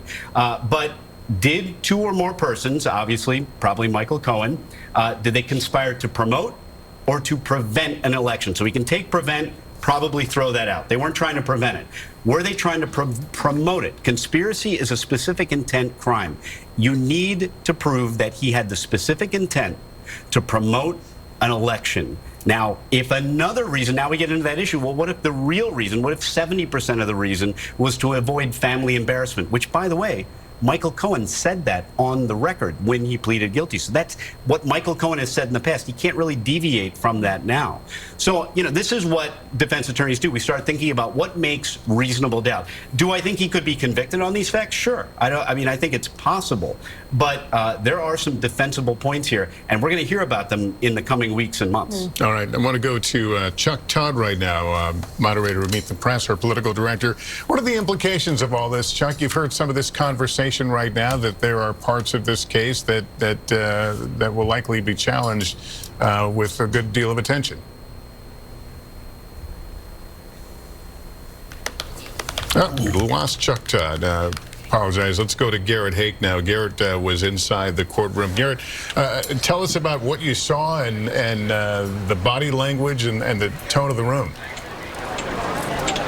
Lester, one of the first things I thought when the proceedings got underway is it would be almost impossible to conduct a trial in this manner. Just the amount of security necessary to move people up into the courtroom, 2 different levels of magnetometers on the ground floor and on the 15th floor, more than 30 law enforcement officers in the room, 2 rows on either side of the center aisle left clear with court officers standing in each of them to make sure the 4 or 5 reporters in each row kind of each had an officer watching us the entire time. Once Mr. Trump was seated, more officers standing behind him. They may be visible in some of the still photos that were taken inside the room. An extraordinary level of security, even for a current or former president. Just not the kind of thing I was used to seeing. I will say the mood in the courtroom was very serious, very somber. You could hear a pin drop in the room most of the time. Sometimes that meant you could hear the protesters out here on the street, across the street, when there were loud activities in the park. You could hear that in some of the quieter moments in the courtroom. As for Mr. Trump's demeanor, he was very focused, looking almost entirely either straight ahead or at his own attorneys. He didn't look at the prosecuting attorneys from the state very much. He essentially ignored the presentation from a lawyer representing the various media companies who've been pushing for more access in a conference that began just beforehand. When he came into the room, he kind of looked around a little bit, originally coming into the courtroom, sort of almost scanning to see if there were faces he recognized as he came down that center aisle. On the way out, he seemed to have thought better of that and looked basically straight ahead, essentially at the back of the court officer who was leading him out of the room. We did hear him speak several times, of course, entering his own plea of not guilty and answering several questions from the judge, both about his acknowledgement of his responsibilities and the opportunities that availed to him, about his rights to appear or not appear, and about his own counsel, specifically Joe Tacopina, who a lot of people may be familiar with on television. You see him there in the background of your screen just beyond Mr. Trump on the left-hand side. But there were some questions raised by the state about previous contact he had had with Stormy Daniels before any of this got started that might render him as someone who Mr. Trump might be conflicted out of wanting on his team. Really an extraordinary hearing. A very calm Judge Bershon, who I think is a person who we're going to be talking about quite a bit, dealing with some of the questions about the way Mr. Trump has conducted himself on social media and saying, making it very clear he does not want to impose a gag order. None was asked for today, but making clear his own opposition to that, he wanted to maintain the maximum amount of free speech possible here, especially for a presidential candidate, but warning that efforts to incite violence or unrest or undermine the rule of law are the kind of things that would cause him to look more closely at motions to that effect in the future. So, we toss around the word unprecedented far too much, but this really was that. I mean, just an absolutely incredible scene in that courtroom for about 58 minutes, all told, with Donald Trump in the courtroom and the proceedings going on, Lester. All right, Garrett, great description of what you saw and what happened in there. We heard from Alvin Bragg, the district attorney of Manhattan, a while ago, defending this prosecution, saying that they cannot normalize serious conduct. Let me bring back former U.S. attorney and NBC News legal analyst Chuck Rosenberg.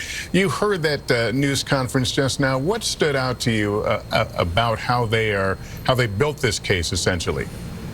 Well, they seem to have built it, if you read through the statement of facts, the way you would build any white-collar case, with documents and with the testimony of witnesses. I will say this, as with any indictment, good defense attorneys are going to find both legal and factual challenges. Perhaps a legal challenge would be the interoperability of New York state law and federal election law. Perhaps a good factual challenge would be, as Danny referenced earlier, the notion that these payments were to save Mr. Trump and his family from embarrassment rather than for the reasons that Mr. Bragg has charged.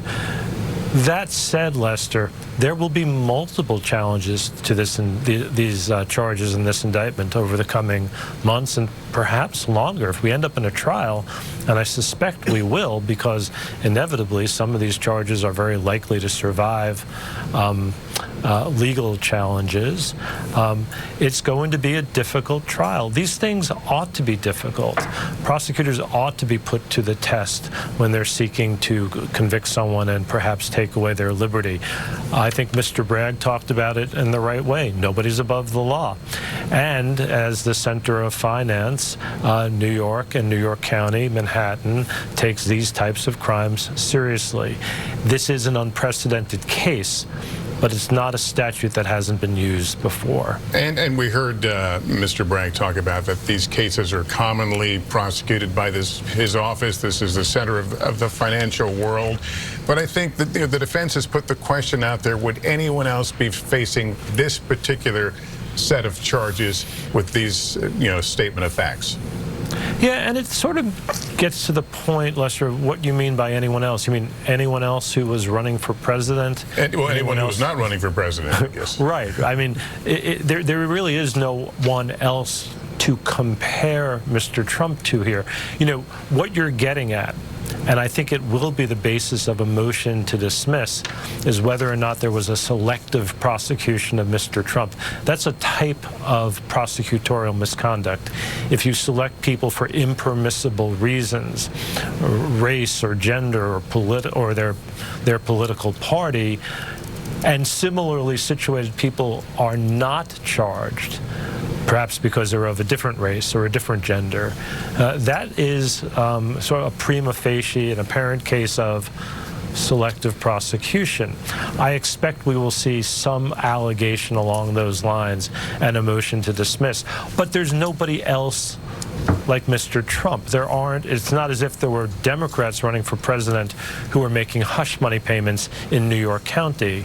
So I think a selective prosecution motion will likely fail, but much more to come on this. All right, Chuck, thank you. We are winding down our special coverage of today's unprecedented arraignment of former president. Before we sign off, let me just go around the horn here with our analysts and Hallie and get some final thoughts. Laura, first off.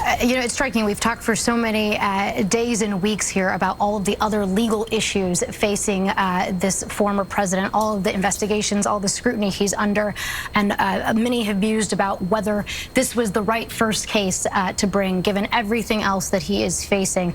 And many have pointed to the special counsel investigation in Washington, D.C., certainly the idea of somebody trying to overturn the election results, striking at the heart of democracy. But the way that prosecutors have couched this statement of facts is about undermining the heart of democracy and undermining another election. It hasn't been viewed in that way. I think all along it's been dismissed as hush money and sort of seen as something less serious. But the story that they're telling here is one about undermining an election. Hallie? There's one thing that Donald Trump's attorneys are making clear today in just the last hour or so, and that is he is not happy. He doesn't like this. He doesn't want it. He is frustrated and he is upset. That said, this is the reality in front of him, and we are already seeing Donald Trump understand that political reality and try to use it, frankly, to his political advantage here. As he is on that plane that we just watched take off from LaGuardia heading down to Mar-a-Lago, his campaign is sounding out a fundraising email, purportedly from Mr. Trump himself. It says, as I fly back home to Mar-a-Lago, he says, I am in great spirits because of the support from you, saying that the campaign, they say, has raised more than $10 million just since news of this indictment broke. Dan, we got about a minute. Yeah, for half a decade, we've wondered, would Trump ever be charged? And if so, who would be the first to do it? We now have that answer. It may not be the one that everyone expected would come, but this is the one we got, and it's game on. And we're going to see some fireworks from both sides in this case before it's all said and done. All right, my thanks to all of you for fascinating coverage over a long day. That concludes this NBC News Special Report. And I'll talk to the right camera. We'll have much much more this evening on NBC Nightly News. I'm Lester Holt. Thank you for watching, everyone. So long for now.